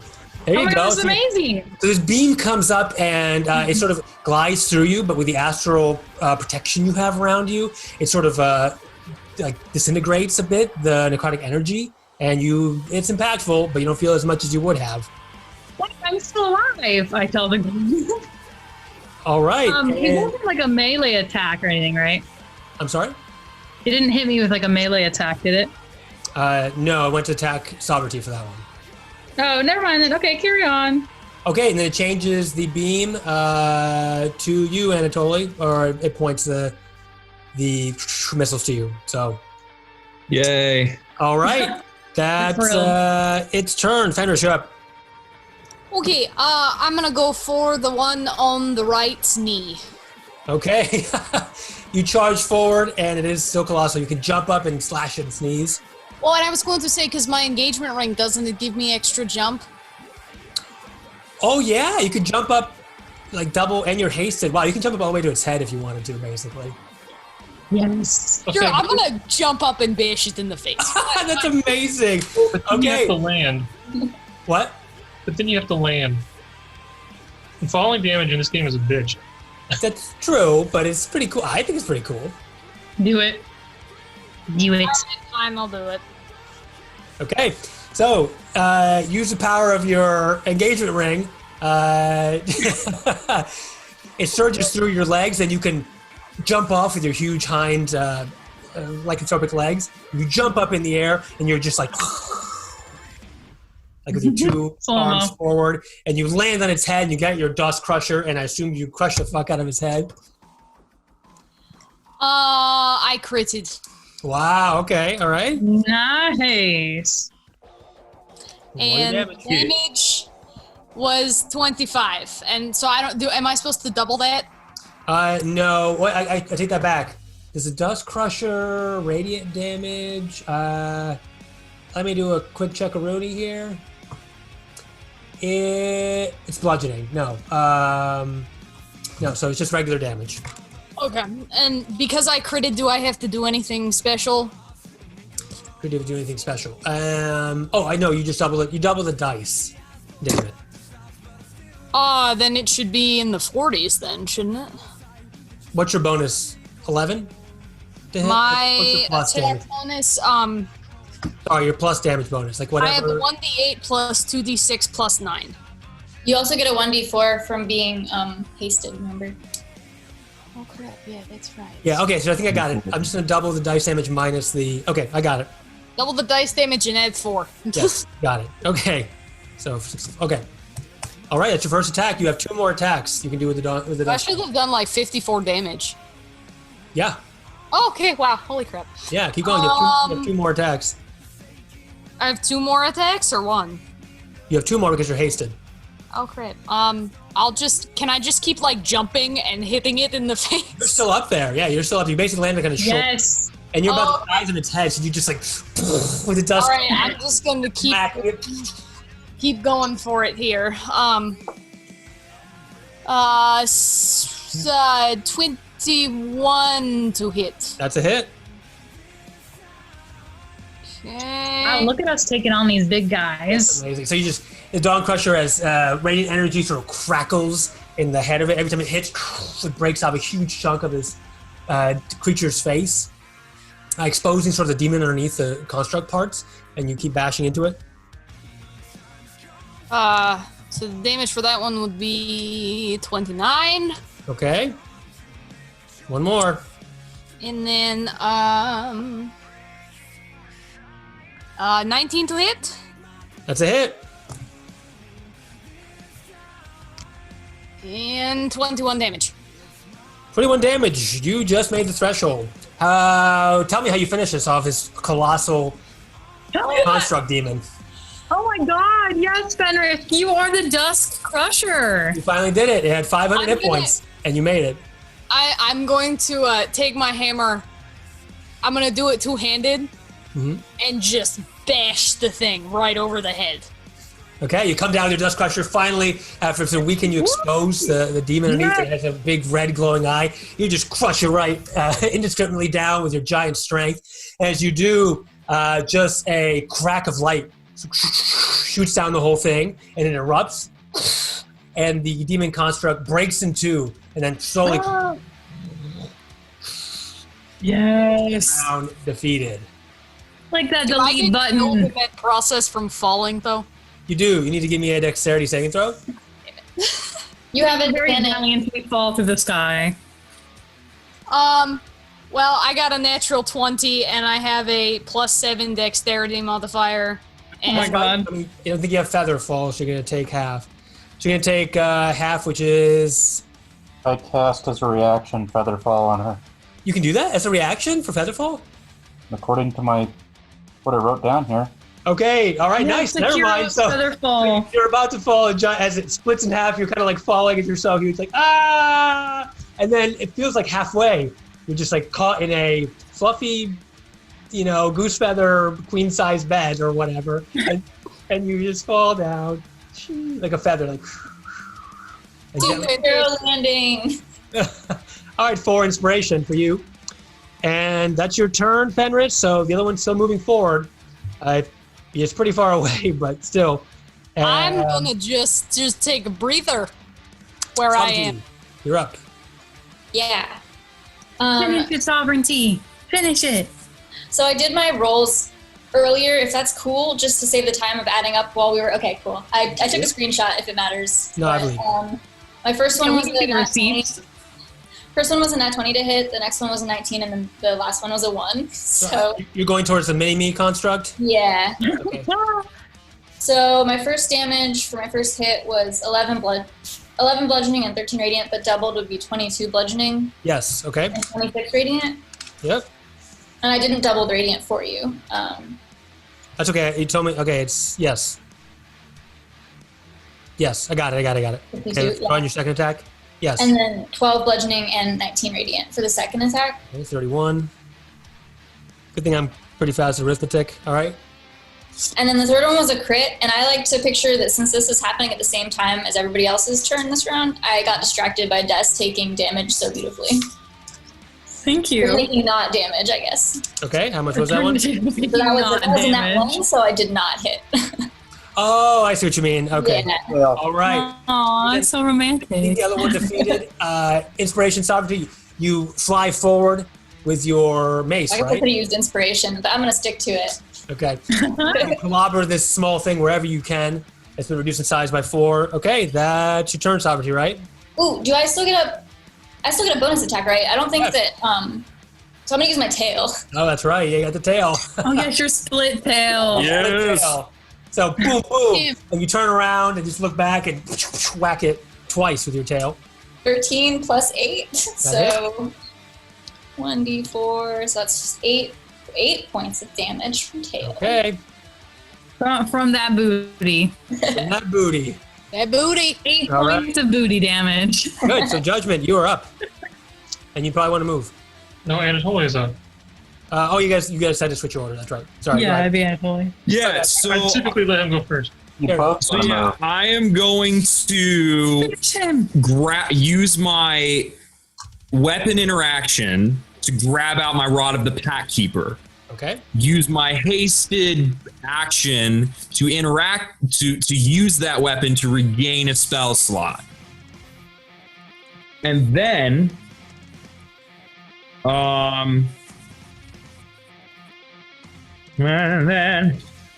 I'm gonna move up to the creature. Mm-hmm. And I'm gonna do. Do I want to do that, or do I want to do? I should do this. This is the responsible thing to do. Heavily wounded. Losing parts. I'm gonna cast Wall of Light. Okay. In front, like. We'll do action. Yeah. Yes, I'm gonna cast Wall. Sovereignty is gonna have to deal with this damage though too. It's Pish Posh. She's probably fine. How are you doing on hit points? I'm at 33, but I also have advantage on dex saves and stuff, so It's a Constitution save. that's You fine. roll Let's do behind. it. Whatever. If I die, I come back. Okay, cool, sweet. And you are We're doing evil, it. Anatoly, so like, How can you? Casting that wall of light right in front, like right literally on top of the wall of fire. Fire and light and fire and are you brimstone. gonna And- attack with your hasted action too? Like do a normal attack or anything? Oh, I can't. So this is my normal attack. My hasted action was regaining the spell slot. That was an interaction. You're fine. No. Actually, the Rod of the Pack Keeper, like the regaining of a spell slot is a whole action. So I think the haste can only be used for either attack, disengage, or dodge. I don't think it gets specifically used. It says an object interaction. Oh, okay. Then yeah, go ahead. It's fine. It says. She's been I've been looking it up. I believe you. Object Go. or use an object action. Okay. I wasn't aware of that clause, so you're good. So, and then I'm going to use my regular action to cast the Wall of Light. And so, because I'm holding the rod, the spell save is an 18. All right. And it's got to make a Constitution save. Or be blinded, I assume, or I see what you're saying. Yeah. Okay, it does make the save. Okay, so it's going to take 4d8 radiant damage. Where's the other d8? This one. Yeah. Takes half, so it's going to take half of this, but basically just regular damage because it's weak to radiant, right? Mm-hmm. So, and it won't be blinded. So that's 20 points of radiant damage. Okay. That sovereignty also takes, and I cry out across the battlefield, why did you pull sovereignty? I already had a wall up. Sorry, how much damage do I take? For what Did you kind of- fail? Did you fail the save? I didn't even make the save, not gonna lie. So it's an 18 Constitution. Oh, cool. I got an 18. You make it. That, Mhm. that make You it? take half Oh, then. cool. The DC. Yeah, so you take half and you are not blinded. You take 10 points. 10 points of radiant damage. Oh, that's fine. That's We're about that. team fire. Okay, anything else, Anatoly? And then I'm going to move out of the bomby bomb Okay. to right up like behind it All right. again. we'll So move I'm you up. within like melee range. Okay, theoretically. and then Judgment, this is what you see. And the front line, so the battle is raging, one of the giant titans falls, and the other one, as light and fire sort of shoot up, crack and expose sort of the construct sort of plating on it, and this thing is ready to be destroyed by your next attack maybe. Shot in the weak point, massive damage. Basically, yeah. If you want it to be, it's pretty much there. Obviously. Mambo, finish it! Are you serious? Okay, roll the hit. 18. 18's a hit. Is Mama gonna finish it? LOL.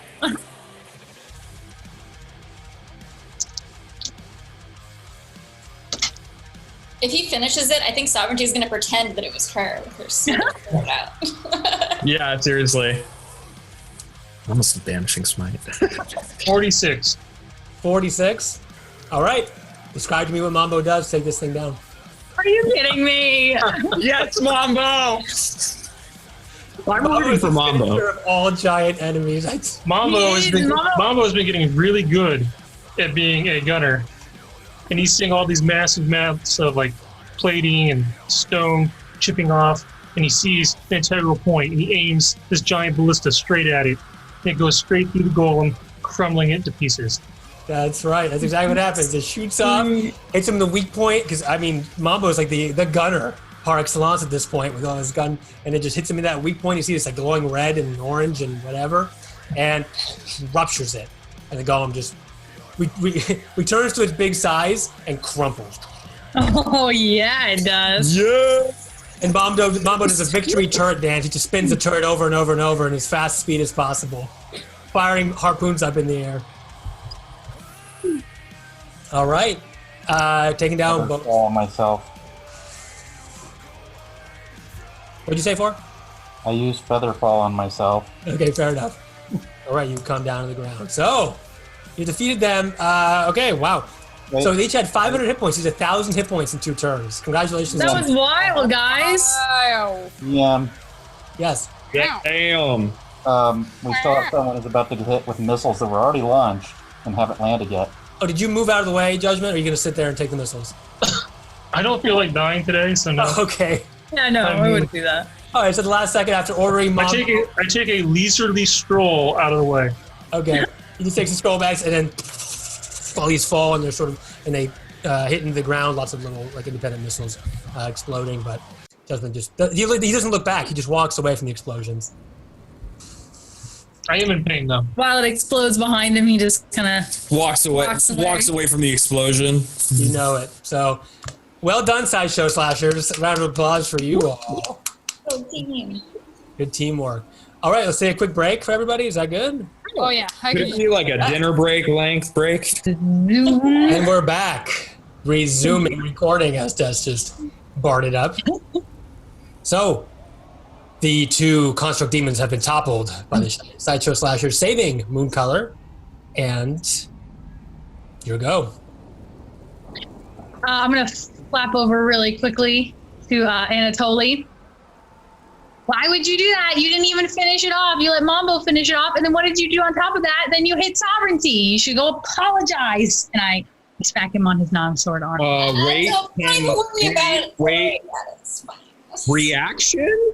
Does she hit me? Yeah, I'm going to hit his arm. Can she try to hit me? If you don't stop her from doing like a light... I would like to try to stop her from hitting me. Hey, then roll AC. Roll to hit, Des. Yeah, roll a hit. What? What is it, an unarmed attack? Doesn't matter. Am I Just hitting roll you with whatever. my hand? Yeah, something like that. Try and put 18. That's a miss. Yeah, you do not hit me. I catch your hand. I try to kill beasts. I do not care what gets in the way. If you get in the way, I kill you too. Let go of my hand. I don't think I'm going to call you Prince Anatoly anymore. I am Prince of Hell. He's a royal pain in the ass. Get the truth. It's very good. Very good. You have something to say to me, Sovereignty? You can say it to my face. She All got right. Don't get in pissing contest with male cat. It's a whole... I was just gonna say that you hit me, but it's cool because I'm so strong that it didn't really matter, and it was not strong enough for me. Okay. So also, your pain in the ass hand. It was a weak hit. Anywho, so where do we go from here? Well, Let's go check on our unicorn friend. I'll flap over. Not bad ideas. Fender, as you say that, you see the last vestiges of the Demon Zapper crumble down, and the bubble that was encasing the unicorn, Mooncolor, shatters. And you see a unicorn exit through the dust and goes, happy to be free. Goes, You're happy and free. I want to go pet it. okay, it's happy to be petted. It feels I'm free also for the gonna first pet time it. ever. Okay, it's I'm going to go lost. over and gawk at Rosella? Rosella sits there, sort of hovering in the air, and she looks at you, Anatoly, and she looks at everybody. And the rest of you doing anything at this point? No, I'm just petting the pretty bunny. Okay. I'm giving Mambo head pats. He's petting the other pretty thing in your party. I'm flexing, but also whispering to ask if we can use the tiny hut later, because I am very badly. She goes, flex, but also I need to use your tiny hut. I need to use a little tiny, the little lady's tiny hut, please. Tiny hut for my big muscles. All right, everybody get in the clown house. Jasmine decided to have access to the tiny hut, which we'll do in just a moment. Rosala seems overjoyed, and Anatoly, since you have been so involved with Rosala, she will come over and fly over, really like sitting in a cross-legged position, fly over and kiss you on the cheek, and winks at you. Oh, I wink back. And moves back and addresses everybody. He says, "Thank you for saving myself and Mooncolor." You have a very pretty unicorn. You're welcome. She glides over and starts petting him as well with you guys, with the rest of you, and smiles broadly at all of you. Over with Mooncolor. "I will give you the information that was requested, the location of Bell's Forge." Yeah, here, yes. Also, we have so much space in the Tormentor. Maybe Mooncolor wants to see some of the world. Mooncolor's been trapped for so long in this orb. Maybe needs to be around loving, generous people who exude the same energy and wanderlust that Mooncolor has. Okay, test persuasion. Why do I even ask for it? But I'm not persuaded. Oh, no! Let me use my lucky, actually. Okay, that is a 17. Oh, okay, all right. 17. She looks at you, and it seems like Mooncolor responds to your act of kindness of wanting to travel and explore, but at the same time, she looks at you, and what you see in her eyes is a supreme exhaustion. Okay, and so you see. Go ahead. Oh, okay. Well, I mean, if you're really tired, we do have like bunk beds and like a tiny hut inside of our Tormentor. Rosala looks at the unicorn, who seems like she would want to do this any other time, but Rosala looks at you, Des, and says, "Unfortunately, we'll have to return to the elemental plane to have Mooncolor recharge. But when she comes back, I'm sure she would like to travel with you." You guys, I don't know how long she'll take to recover. She should prioritize that for sure. But then we are also probably going to face off against Zariel at some point. So if you feel like reunion, So for a reunion tour. Stop to give me persuasion. Okay. 15 plus 18. All right. She sighs for a moment and says, "Yes, we will fight with you." Oh, yes, we have listen, we have a really cool VIP list of people who are going to come fight. So You actually put your kind of name do. down. You kind of do. Into the list. Okay. But for now, I will grant you all one minor gift. A wish, if you will. Whoa. No way. Is it individual? Yes. Okay. Just to keep things between everybody fair, this minor wish is an account to. It's going to be basically you'll get anything you can attach it to a weapon, an artifact, whatever you want. You will get to choose a minor beneficial property to add to any of your weapons or artifacts or whatever. It'll be a little small here, but you can see the property. We can roll for it later at the end. So you'll be able to add one of these properties to one of your weapons or artifacts or something you're holding, whatever you'd like. So there's ways to get free spell slots. There Oh my gosh, are amazing. things like that. So that's a minor wish she'll give you all each, and I'll have you roll for this, so it'll be fully random. Wow. Thank you. Wow. Yes. Amazing. We'll do that mid-session, and I got to find a better copy of this, but for the most part. Thank you very much. We will see you later on the battlefield. You're so pretty.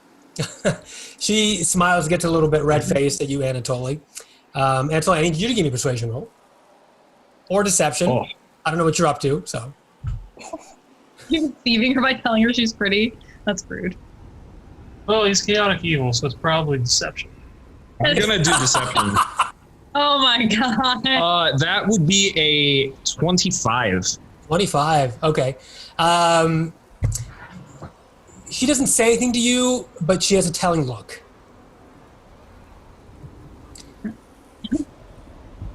Yeah, it's a telling. I don't know what a telling look is because I'm not too suave, but yeah. On to you.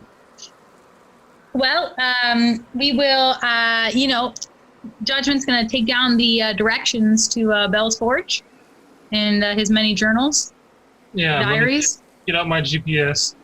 Okay, you have kind of like that. You have the map to Avernus, which kind of functions as a pseudo GPS. And we'll have, okay, Judgment, you can keep track of the locations since you're the intelligent person who might remember it. I can read a map. Yeah, we can read that. You can actually read, yes. And so above average. Yes. All right. She says, well, that be all.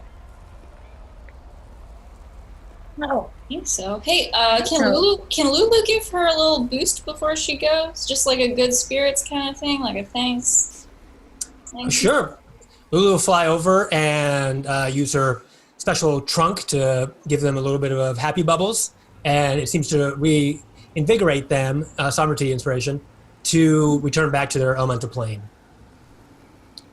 So, nothing else. Rosala will cast a small spell, and it's sort of like a whirlwind will begin to overtake her and Mooncolor sort of is very sad to be leaving you all, and just a last goodbye. Well, we'll see you later, though. And some wind overtakes you all, a small gust, and then they're gone. A job well done. We have a pretty cool list of people who are going to come help us out. It is true. VIP list for the end of the world, like the Ragnarok itself. Judgment. I am in desperate need of using your tiny hut, but it means, unfortunately, that we must say goodbye to our dear friend, Harman. And with that Judgment, you see Anatoly's eyes glaze over, and his pupils, like his purple things, go behind his head, and all you see is white. And suddenly, he's no longer like able to talk to you. Oh my God! This is What? new. Wave my hand in front of his face. Nothing happens. He appears to be in some kind of trance. Tap my fingers. He's still in some kind of trance. I had pet him. He's still Honestly, Judgment, just like leave him like that. It's about time he just like shuts up. Just leave him. It's fine. Guess we'll just stick him in the corner. All right, as you're messing around, Fenris and Judgment, both of you feel a small. You know when you feel like there's a crack, like in a door and a window, and you feel a slight like breeze or gust come through. Both of you feel that. Oh no, it's the Raven Queen. Just you two.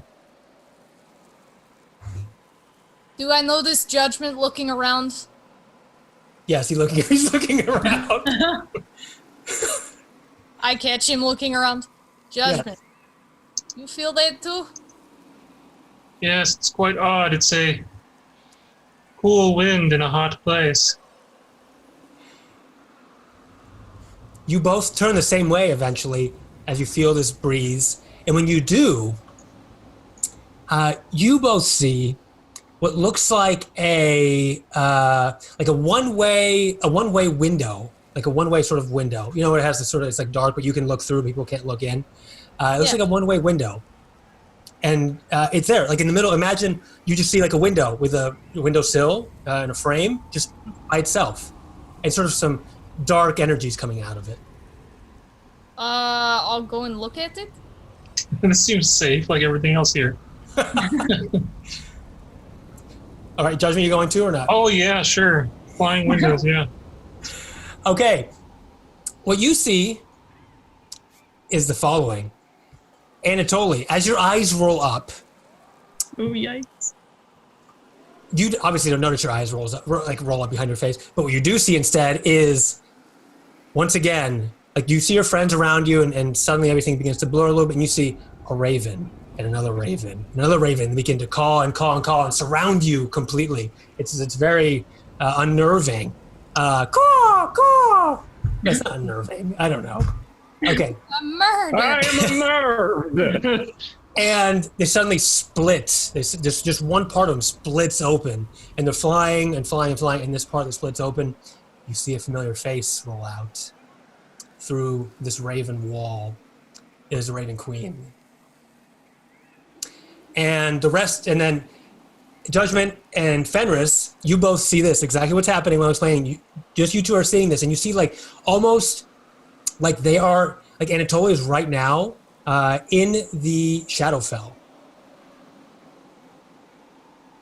I know who that is. I shake my fist. Well, yeah, you can see what's happening, but it looks like he's been, his like spirit has been transported to the Shadowfell. It looks like home to both of you. It's very telling. It's like Fenris's background. Oh wait, I thought I wasn't in the Shadowfell. You are. You're from Barovia, which is a Shadowfell. Oh, right? okay. Yeah. Sorry. Brain farts. But I don't know who the Raven Queen is. You would know of her. Okay, give me an intelligence check. Or no, probably like a history check would be fine. History. And remember, you'll get that added bonus. Fenris, that new skill that you got, you'll get an added bonus to that history check. 11.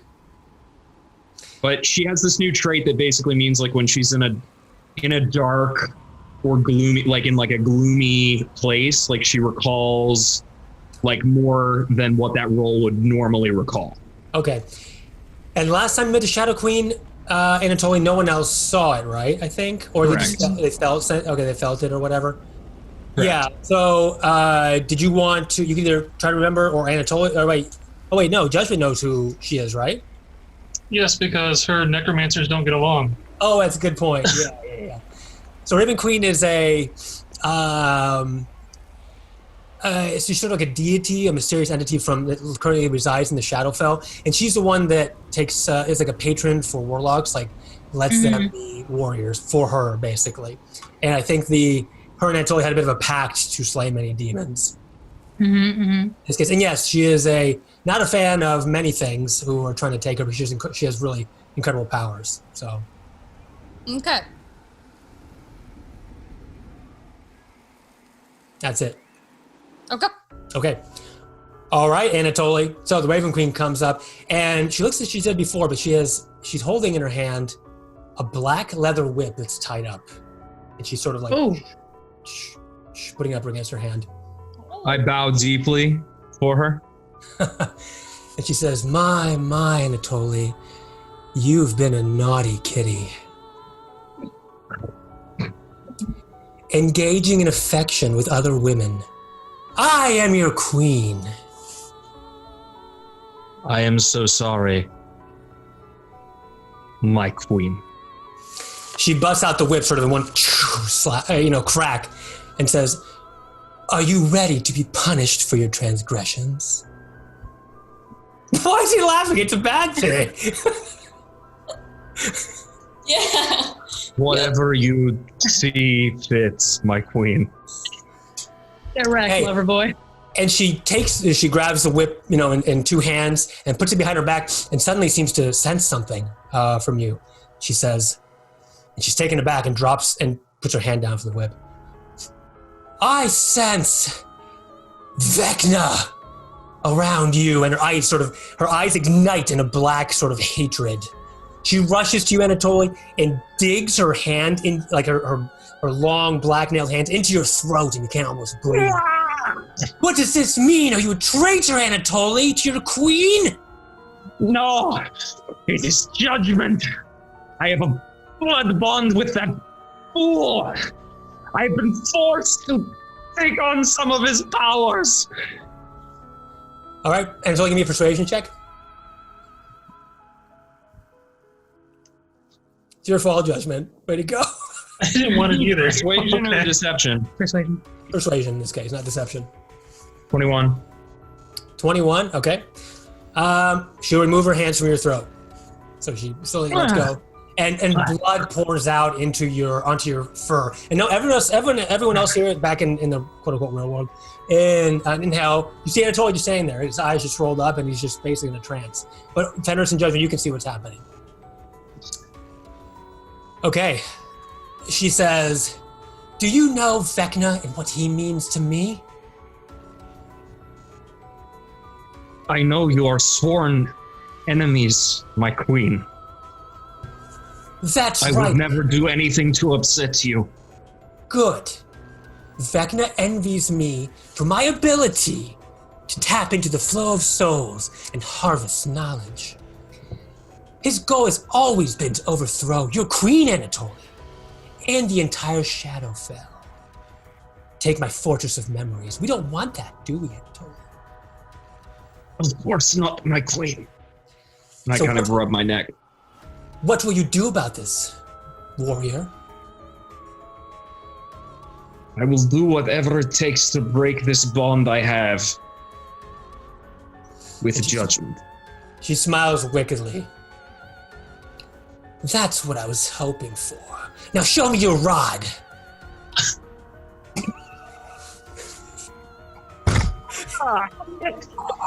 Oh my god. It's Rod the Pack Keeper. Hashtag unzip pants. Oh man. I think it's YouTube video between the whip and the rod. Not safe for work. It's just not visible for kids. That's okay. You can't. Oh, none of these videos are good. They already say can't maybe watch my kids. I know. I was just joking. Not too many guys. Okay. Go ahead. Yes. That's what you said. Show me your rod. I show you her. I pull out my rod of the Pack Keeper. She, with impatience, grabs your rod, and then you feel. I quit this test. Try to be in this with me. Be a better actor. I'm ready. I'm ready, Dave.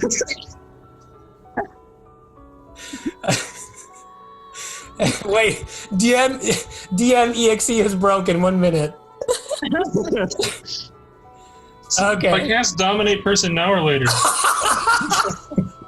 You can't. Unfortunately, it's a one-way mirror. One-way mirror. Okay. You can either look on or horror and disgust or whatever your fetish is. Okay. So, where was I? Oh yeah. So she has the rod of the Pack Keeper in her hands now, and you're holding it onto it as well. And you feel the dark tendrils of the Raven Queen flowing through it and going into your body and your body, mind, and soul. It's sensual, but at the same time, very biting. Your rod of the Pack Keeper is now at a +3. Whoa. +3. It was a +1 before, right? So it's a +3 to the spell attack. Okay, yeah, gotcha. Yeah. Okay, all right. So then she releases your rod, having finished. And, oh my god, I'm just using normal English words. All right. Proper order. What do you wish to say to your queen, Anatoly? My queen, I deeply apologize, and I thank you for this wondrous gift. I must ask, how can I break the bond I have with judgment? It is the only way I will be free from Vecna's grasp. I don't know. I don't care. If you want to break the bond, so be it. If not, slay all the demons as you promised me. I can do this. Then perhaps, I'll let you into my fortress. I understand. Sorry, I'm mute.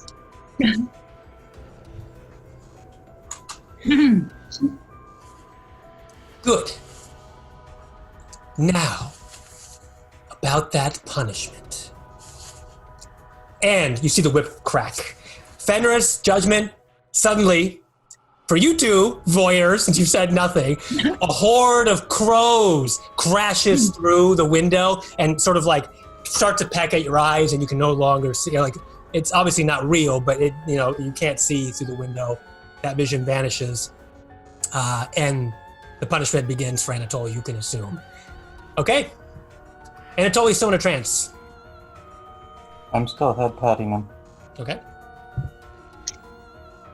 Well, I think we should just sit Anatoly's body down in the Tormentor and let's go. He'll wake up whenever. Anything you'd like to share with the group? You didn't do that? Fenris? Nope. None of you saw that. Judgment's okay with sharing. Saw what? The window? What about the wall? And no, I did not see a window. We had a long battle, though. I understand that you're, hallucinating. That's okay.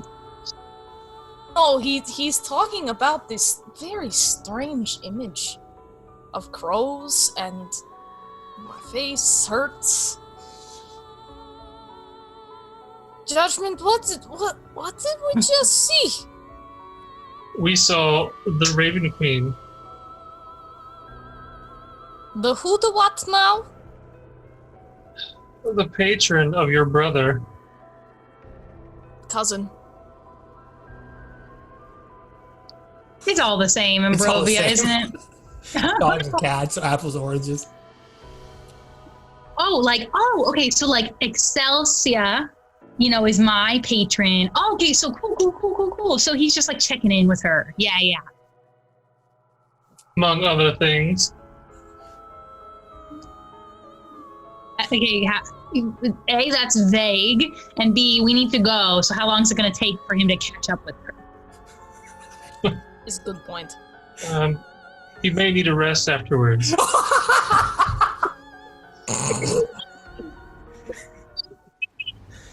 You got a book from your girlfriend doesn't mean we just assume that every time somebody hangs out with somebody, they need, a dominate person. Okay, get your head out of the, Avernus River, all right? Let's go, Sovereignty. Can't be saying this stuff in front of Sovereignty. She doesn't understand. Anatoly, Death, Judgment, Offender's Inspiration. I'm going to grab Sovereignty by the elbow and just kind of drag her into the What is Tormentor. it? What's happening? You know what? Sovereignty, just don't talk to anybody. Can't trust anybody here. Especially the people from Barovia. They got some weird things happening in Barovia. Hey, Question. just because we live in huts in the middle of winter all the time does not mean we are bad people. I don't say bad, I said weird. Sovereignty's just very big brain and, big muscled, and there are things she doesn't need to know about. Thick of thigh, pure of heart, little of brain, is what I always say. Yes. Anatoly, something you want to say? Sorry. Could they hear our conversation? Oh yeah, they can hear the conversation. Yeah, just because it's a window doesn't mean they say it's just a one-way thing that was happening. They could hear everything up until the crows. Sure did. Dustin's like, I heard it. Okay, Thor, let's get going because chop. I get it in the So would tank. Anatoly really be taking a long time to come back to us? Like, you know what I'm saying? This might be like a quick trip. No? Okay. Looks like you might have to haul Anatoly into the Tormentor, assuming you want to keep him in your team. I'm still transformed, so can't I just pick him up? Oh, easily. You can pick him up as like. Okay, I will just do that and head back to the tank. Okay. And before I get in the tank, I'll shift back to regular size. All right, sounds good. I assume you all want to do a short rest or a long rest in the tiny hut. It's 8 Yes, people? we do. Yes. Is Am I that still tranced? You are still trans, yes. Oh no, is that not long enough for you, or? I mean, what do you want? No, I'm asking if I'm going to join the long rest or if I'm tranced. They can I mean, put you're you in the gonna be tiny at the hut. hut. They can put you in the hut if they want. But I won't get to say goodbye to Harrowman. too late? Oh, that's right. Okay. All right, Anatoly. I need you to give me Constitution saving throw. You get a +3 because you're close to me. 24. Right? Okay. All right, you're welcome to break the trance if you would like. I'm out of trance. Okay. Ew, Angeli, don't touch me with your gross hands. I don't know where they've been. I don't know who those paws have touched. My eyes. They hurt. They hurt. Hello, friends. I'll go boop, and I'll lay on Hans' eyes 1 point. Okay. I feel better then. Oh, I can see. Okay. Well. So You're inside of a tiny it's just hut. me. You appear- What? We are inside of a tiny hut, and you are flailing around your sword arm. Please stop. Oh, I Yeah, leave the apologize. room, Anatoly. That I thing apologize. was like a civilized cat. What happened? I don't know, Anatoly. You tell us. Well, actually, don't. You know what? Actually, don't tell me anything. I don't want to hear it. Well, it's a long story, but let's just say it had something to do with going inside of a palace with a rod to be punished. Okay. And hush falls amongst the tiny hut people. The tiny hut, you can take a long rest if you want. Anatoly, to the rest of you, Anatoly looks the same. Anatoly, you feel like you've been taking slashing damage all over your body, so you probably want to take a long rest. I will take a long rest. But first, may I conjure Haruman? Yes, you can conjure him in the tiny hut. There's enough room in the tiny hut for a ghost, right, Kenny? Or right, Judgment? A ghost? There's enough room in the hut for 9 people. Okay, yeah, you can conjure him. So Haruman appears in his blue spectral form. Haruman, you have served us very well. Thank you, Anatoly. Thank It was a you. pleasure. Thank you for your service. Good luck finding Zario, and perhaps you can redeem her yet. Yes, be free. I will return to Celestia. Goodbye. Bye. Okay, and he puff of smokes. He gives you a salute in the El Terrell style and disappears, and you assume his soul is going somewhere good. Not hell again. Well, That would be a bummer. Yeah, kind of would. Hey, I'm back here again. It would be a real bummer. okay, so judgment, the map. I look at the map. Okay, the map shows you your next location where you want to go to Bell's Forge. It's not too far off there, but Fork and driving at maximum speed as he does will get you there in no time.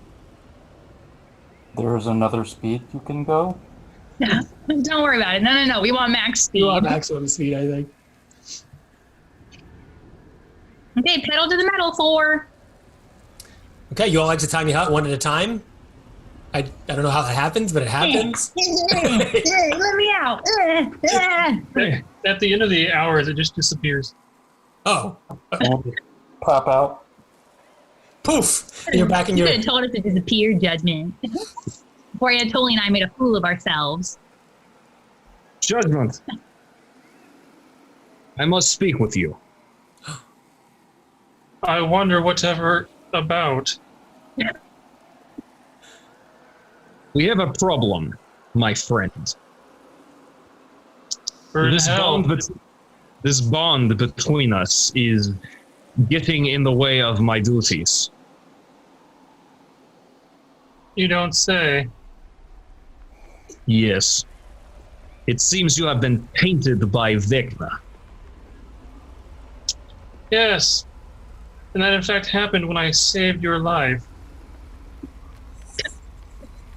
As if I have not saved your life many times before.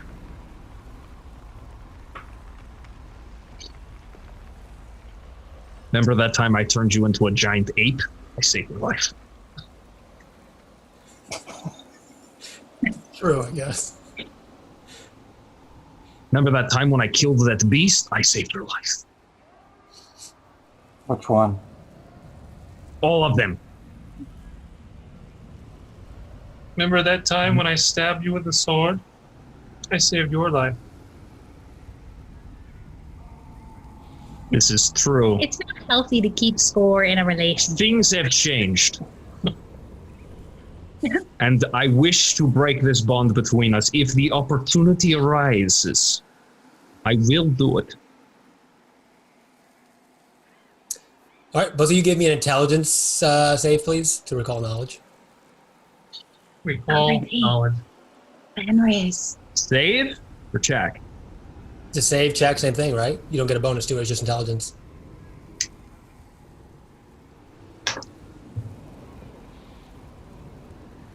Just intelligence? 17. Okay. 18. Oh, okay. You both remember that there's one person that can break your bond, that's Solera. Oh, yeah. Oh, his girlfriend. Yeah. Yeah. Although she was very vague about it, said she didn't know what actually happened. Yikes.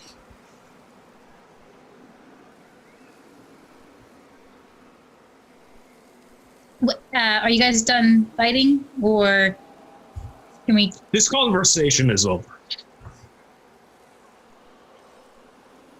Okay. Well, let's see. I see with my little E. All right. As the tormentor gets going, right, Four? It's been going. Oh, it's been going. Kara's not just max gas all the time. Awkward, because I think Anatoly and Judgment are gonna break up. Can they break up though?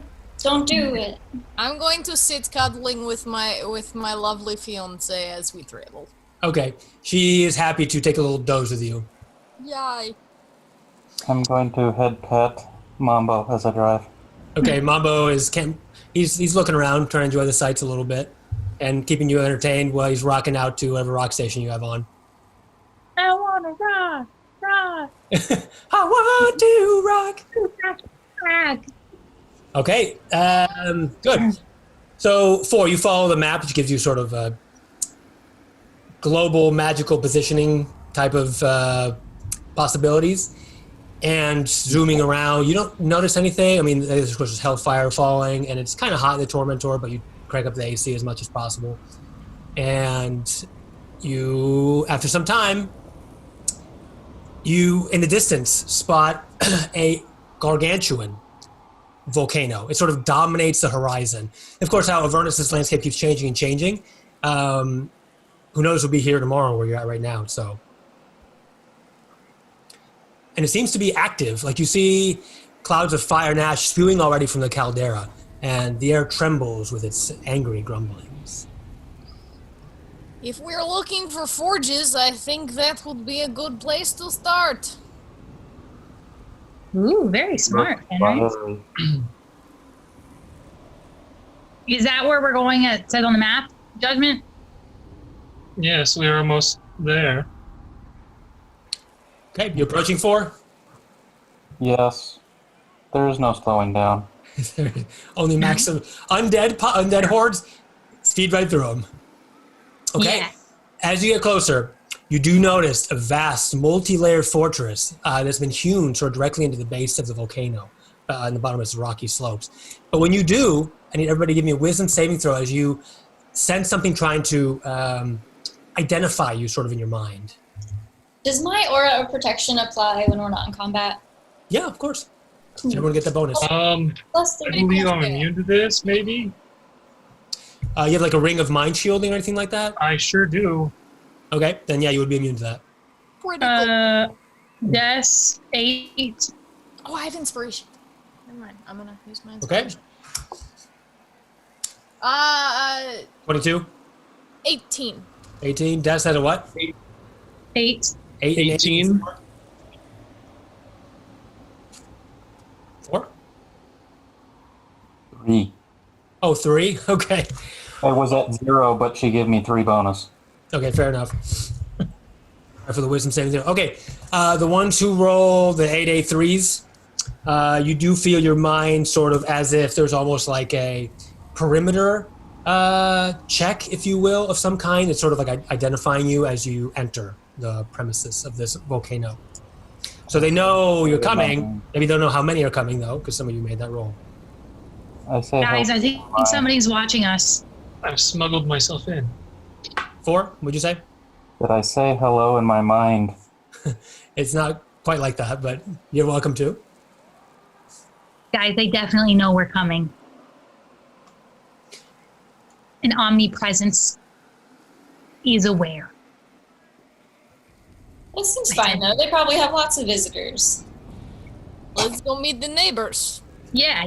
We're bringing over stats.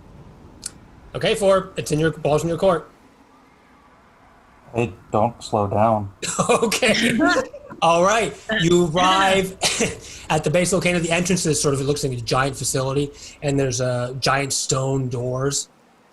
Seem to have some kind of mechanical properties that are opening and closing, and there seems to be other envoys of infernal machines taking sort of supplies into this, what you know is to be a forge here. And as you get close, are you going to drive like straight into it, like into the wall, into the volcano? Are you driving straight into the caldera? What are you doing? There's a door. Yes, it's not currently open. I drive up to it and honk the horn. Well, now they definitely know we're here. All right, and it doesn't look to be too guarded. Like this, it doesn't seem like anybody would really know the location of this normally. But once you honk, and the honk is like a shriek, actually, like a soul shrieking.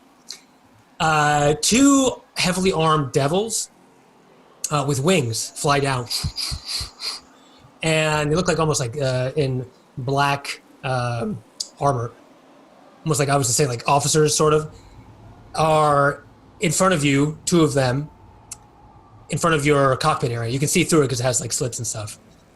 And they say, "Identify yourself." 4. You're not on a registry. Are you bringing supplies and materials? Maybe. Okay, so you hear this conversation happen. Yeah, we have last minute appointment with Belle. So one gets out like a little pad and looks and says, "We don't have your vehicle registered. You have to turn around now." It's a new one. It's a new one? Really, we just got it. Okay, sovereignty deception. Oh, no. Can I use intimidation? Nope, deception. 14. It's a 14. A 14? Yeah. Wait right here. And you see one of them sort of fly off, the other one's sort of there, waiting. Can I flex and try to intimidate him while we're waiting? Just like... Okay, what do you want to do? Just like flex? Just like mimic his stance. I don't know, he's trying to be intimidating. I want to do it too. Okay. Go ahead. You mimic his pose. Yeah. Doesn't seem impressed. Oh, not even with a 20? No, because suddenly out of the facility, lots of different panels open. You see sort of like gun turrets open, like open up and aim at your tormentor. Take it away, Des. Selfish for losing. He fades. Is that Homer Simpson meme or whatever? Fades into the background. No, he's standing just in front of the tormentor. Basically, yeah. Up to the side. He's flying up to the side. Oh, he's flying. Yeah. Never mind. I'm this guy that's still here. I'm gonna try to cast friends on him. Sure. Which season?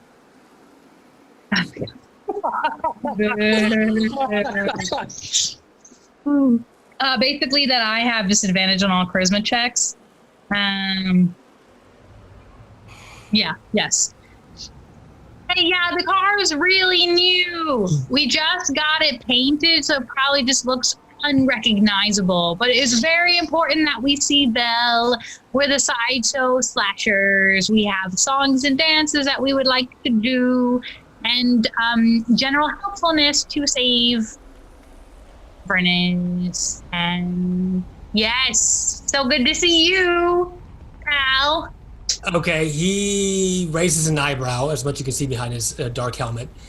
And at the same time, the other officer comes down, whispers something to this other one, and he looks at your tormentor and says, "You've been approved to enter."